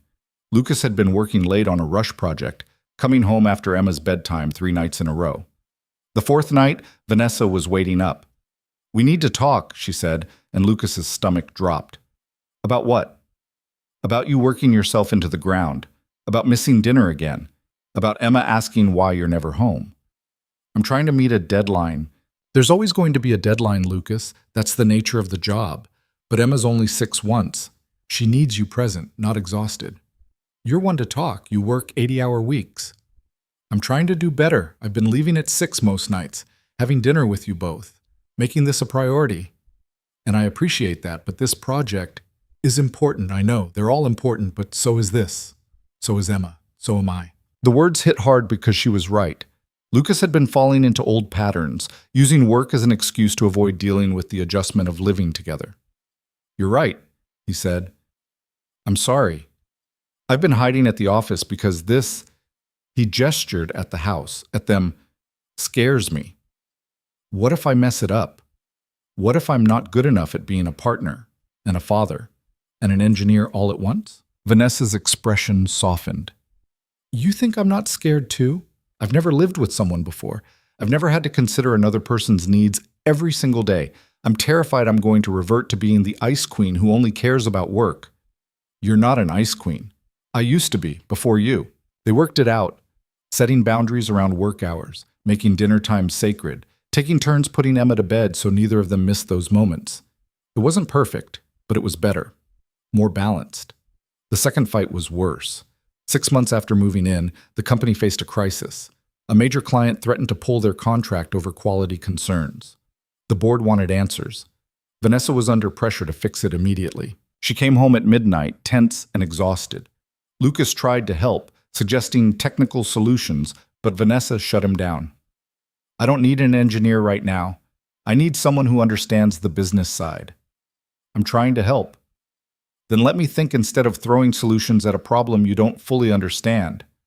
I understand plenty. Maybe if you'd listen instead of assuming you're the only one who can fix things, that's not fair, isn't it? You make all the decisions. You control everything. When do I get a say? You get a say every day, Lucas. We make decisions together. About what? Where to order dinner? Which movie to watch? But the big stuff, the stuff that matters, you handle alone. Vanessa's eyes flashed. Because that's my job. I'm the CEO. These decisions fall on me. And I'm just what? The boyfriend who lives here? They didn't speak for 2 days. Lucas slept in the guest room, both of them too stubborn to apologize. Emma noticed, asking why Dad and Vanessa weren't talking, and that's what finally broke them. We're being idiots, Lucas said, finding Vanessa in her home office at 10 at night. Yes, we are. I'm sorry. I was feeling powerless, and I took it out on you. I'm sorry too. I do try to control everything. It's how I've survived. But you're right. We're partners. I need to act like it. They fixed the client crisis together, Lucas providing technical documentation while Vanessa handled the negotiations. The contract was saved. The board was satisfied. And Lucas and Vanessa learned that they were better together than apart. A year after moving in, Lucas came home to find Vanessa and Emma covered in paint in what used to be the guest bedroom. What's happening here? He asked. Emma grinned, paint in her hair. We're making a surprise. Emma, we talked about spoiling surprises, Vanessa said, but she was smiling. What kind of surprise? Vanessa set down her paintbrush. I was thinking this could be your home office, somewhere you can work when you need to but still be close to us. Emma helped me pick the paint color. Lucas looked at the walls, a soft gray blue that Emma had probably called space color or something similar. Looked at his daughter and his girlfriend covered in paint and smiling at him like they'd created something wonderful. It's perfect, he said, throat tight. Dad, don't cry. It's just paint. I'm not crying. You're totally crying, Vanessa said. Shut up and come here. He pulled them both into a hug, paint and all, not caring about his work clothes or professional appearance. This was his family, imperfect and messy and exactly what he needed. That night, after Emma was asleep and they were cleaning paint off themselves in the shower, Vanessa said, I want to marry you. Lucas nearly dropped the shampoo. What? Not now. Not tomorrow. But someday. I want to marry you and make this official and stop worrying about whether it's too soon or too fast or too complicated. Is this a proposal? No. If I propose, you'll know. This is me telling you my intentions. Lucas pulled her close, water running over both of them. I want to marry you too, when we're ready, when it feels right. How will we know when it's right? We won't. We'll just trust that we've built something strong enough to handle whatever comes next. 6 months later, on a random Tuesday in October, Lucas came home to find Vanessa waiting in the kitchen. Emma was at soccer practice, giving them an hour alone. We need to talk, Vanessa said, and Lucas's heart sank because that phrase never meant anything good. Okay. She took his hand, led him to the couch. The board offered me a position, VP of Operations for our parent company. It's a massive opportunity. More money, more influence, more ability to affect change. That's amazing. Congratulations. It's in New York. Everything stopped. New York. I'd have to relocate. Be there at least 3 days a week, maybe more. Lucas felt panic rising. What about us? What about Emma? That's what we need to figure out. Vanessa's grip on his hand tightened. I don't want this job if it means losing you. But it's everything I've worked toward professionally, and I don't know what to do. What do you want to do? I want both. I want the career and the family and everything, but I can't have both, can I? I have to choose. Lucas thought about the little girl in the hospital 6 months ago, about Vanessa showing up without being asked, about building a home together, about late-night conversations and shared dreams and the life they'd created. What if you didn't have to choose, he said. What do you mean? What if we moved, Emma and me? We could come with you. Lucas, I can't ask you to uproot your entire life. You're not asking, I'm offering. He took both her hands now. My life is wherever you and Emma are.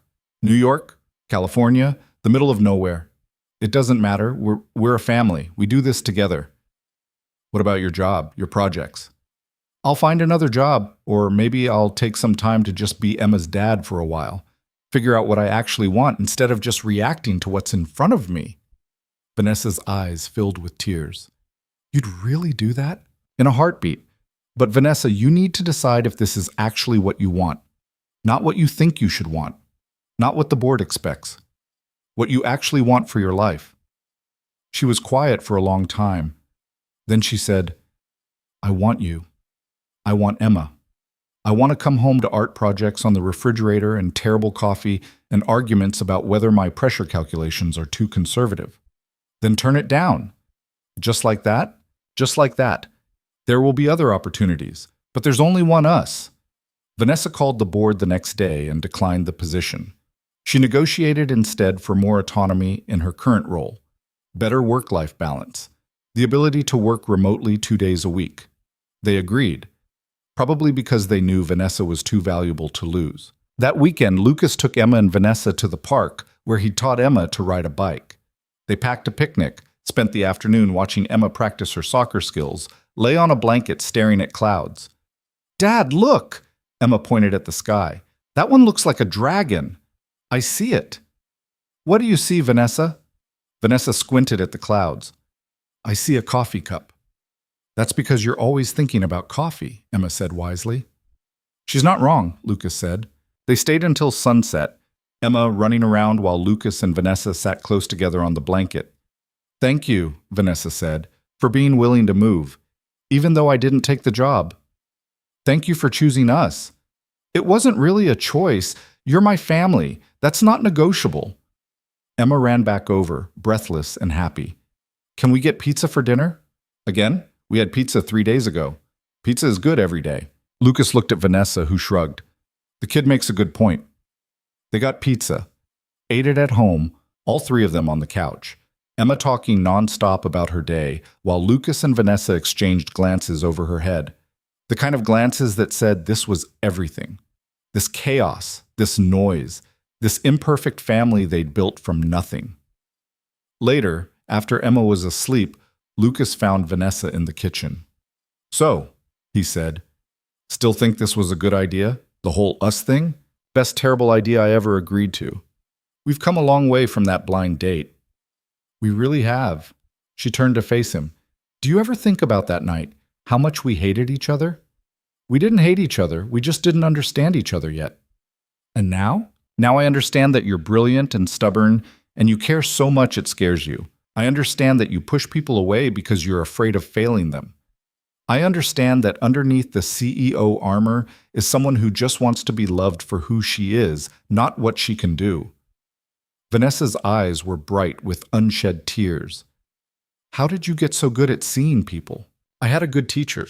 She taught me that being vulnerable isn't weakness, that asking for help isn't failure, that sometimes the bravest thing you can do is let someone in. I never taught you that. You did, just by letting me see the real you. 3 months later, on a Saturday morning in January, Lucas woke up to find Vanessa already awake beside him, not working for once, just watching him sleep. This is still creepy, he mumbled. You still snore. I still don't. She kissed him, morning breath and all. I have something to ask you. If it's about changing the thermostat settings again. Lucas, will you marry me? He blinked, suddenly wide awake. Vanessa was holding a ring, simple and perfect, her hand shaking slightly. I know we said we'd wait until it felt right, she continued, words tumbling out fast. But this feels right. You feel right. Us feels right. And I don't want to wait anymore to make this official. So will you marry me? Lucas looked at the ring, at Vanessa's nervous expression, at the life they'd built together over the past 2 years. Thought about terrible blind dates and pressure calculations and learning to trust someone enough to let them see you fail. Yes, he said. Absolutely yes. Vanessa slipped the ring on his finger, laughing and crying at the same time. I can't believe you said yes. Did you think I'd say no? I thought you might want to propose yourself. Make it traditional. I hate traditional, and I love that you asked me. He pulled her close. We should tell Emma. It's 6 in the morning. She's going to be furious if we don't tell her immediately. They woke Emma up, who was indeed furious that they'd waited even 6 minutes to share the news.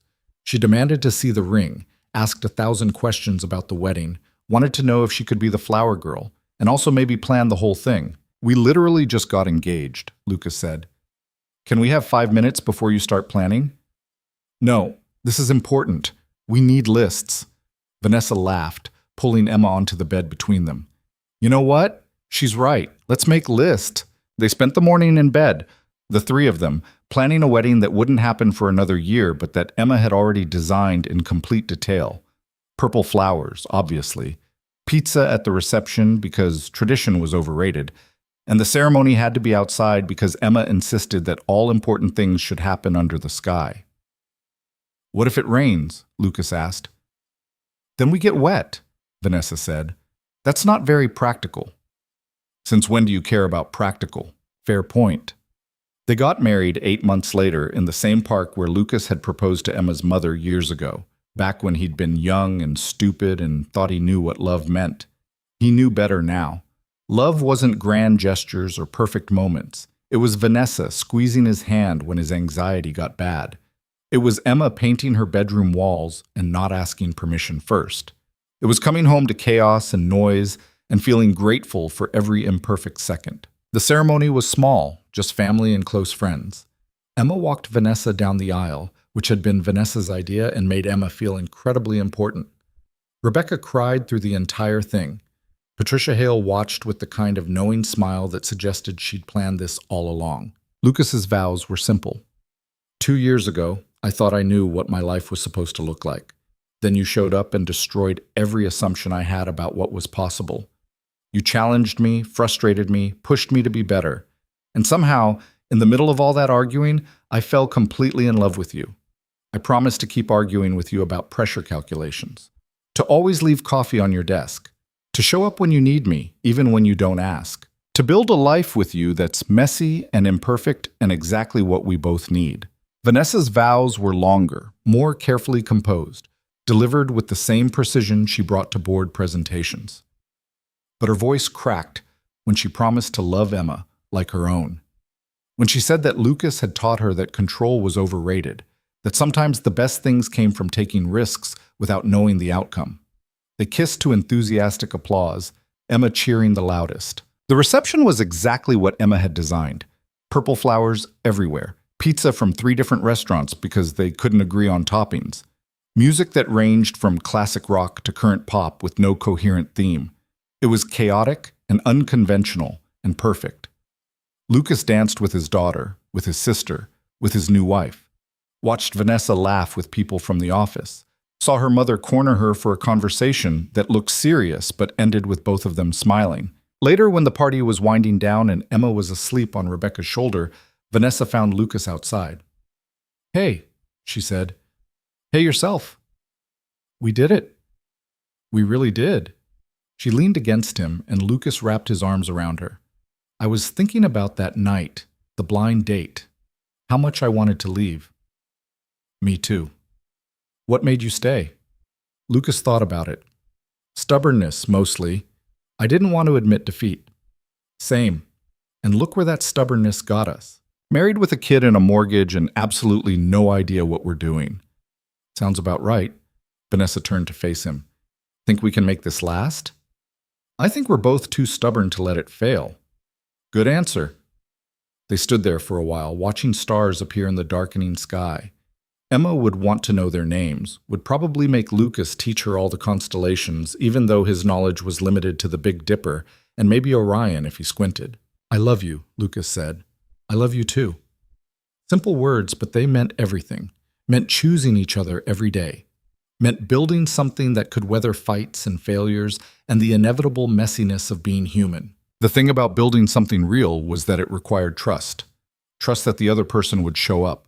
Trust that they'd choose you, again and again, even when it was hard. Trust that imperfect was enough, that you didn't have to have all the answers to move forward. Lucas had learned that lesson the hard way. Had spent years trying to control everything, to protect Emma from any possible hurt, to be enough on his own. But Vanessa had taught him that letting someone in wasn't weakness, that sharing the burden made it lighter, not heavier, that love wasn't about being perfect, It was about being present. And Vanessa had learned too. Had learned that success didn't only come from boardrooms and quarterly reports. That sometimes the most important decisions were made in hospital waiting rooms and at dinner tables, and in quiet moments when you chose connection over control. They went home that night to the house that was finally, completely theirs. Emma sprawled across the back seat, her flower girl dress rumpled, purple petals still stuck in her hair. Lucas carried her inside, Vanessa following with Emma's shoes that had been kicked off somewhere during the reception. "We're married," Vanessa said, like she was testing the words. "We really are." "That's terrifying." "Yeah, but also pretty great." They put Emma to bed together, a ritual they'd perfected over 2 years of practice. Lucas tucked her in while Vanessa hung up the dress that would probably never be worn again, but would stay in Emma's closet forever, because it was special. "Thank you," Emma mumbled, half asleep, "for making Vanessa my mom." Lucas's throat went tight. They talked about adoption, about making it legal, but hearing Emma say it so casually made it real. "You're welcome, Bug. Love you both." "Love you too." In their own room, Lucas and Vanessa finally allowed themselves to stop performing, to be just two people who'd somehow found each other despite terrible first impressions and every logical reason to walk away. "So," Vanessa said, taking off her wedding dress with the same methodical precision she brought to everything, "how does it feel to be married to your boss?" "Former boss. I got that promotion, remember?" "Right. How does it feel to be married to the CEO of the company where you work?" "Complicated. Wonderful. Terrifying. All of the above." "Same." She hung the dress carefully, turned to face him. "We're really doing this." "Having second thoughts?" "Never. Just processing." She crossed to him, and Lucas pulled her close. "I spent so long convinced I couldn't have both. Career and family. Success and love. Like I had to choose. And now? Now I realize I wasn't supposed to choose. I was supposed to find someone who understood that both mattered, who didn't ask me to be less so they could be more. You make me better too, you know. Challenge me to think bigger, to not settle for good enough when great is possible. Even when it drives you crazy? Especially then." They stood there for a long moment, just holding each other. Outside, the city hummed with its usual noise. Inside, everything was quiet except for the sound of their breathing. "Thank you," Vanessa said finally, "for seeing past the Ice Queen, for pushing back when I tried to close you out, for staying even when it was hard. Thank you for letting me in, for trusting me with Emma, for choosing us." "Always us," she said. "From now on, it's always us." And that, Lucas thought, was the real happy ending. Not the wedding or the house or the successful careers, but the choice to show up day after day for each other, to build something imperfect and real and worth fighting for. They'd started as adversaries, two people convinced they knew everything and the other person knew nothing, had become reluctant allies, then friends, then something more. Had learned that love wasn't about being right, it was about being willing to be wrong together. Emma would grow up knowing that family wasn't about perfection. It was about people who chose each other, who stayed through the hard parts, who built something stronger than what they could create alone. And years from now, when Emma asked about how they met, they'd tell her the truth. That it started with a terrible blind date neither of them wanted. That they'd fought and argued and driven each other crazy. That they'd almost walked away a dozen times before finally admitting what they felt. But they'd also tell her that the best things in life often came from the most unlikely beginnings. That sometimes you had to be willing to stay when every instinct told you to run. That love, real love, was built in the small moments between the grand gestures. Because that was the truth they'd learned, together, over 2 years of building something from nothing. That love wasn't about finding someone perfect. It was about finding someone whose imperfections fit with yours. Someone who challenged you to grow while accepting who you already were. Someone who showed up again and again, choosing you every single day. And that, Lucas thought as he fell asleep beside his wife, was worth every terrible blind date, every pressure calculation argument, every moment of fear and doubt that had led them here. Worth everything.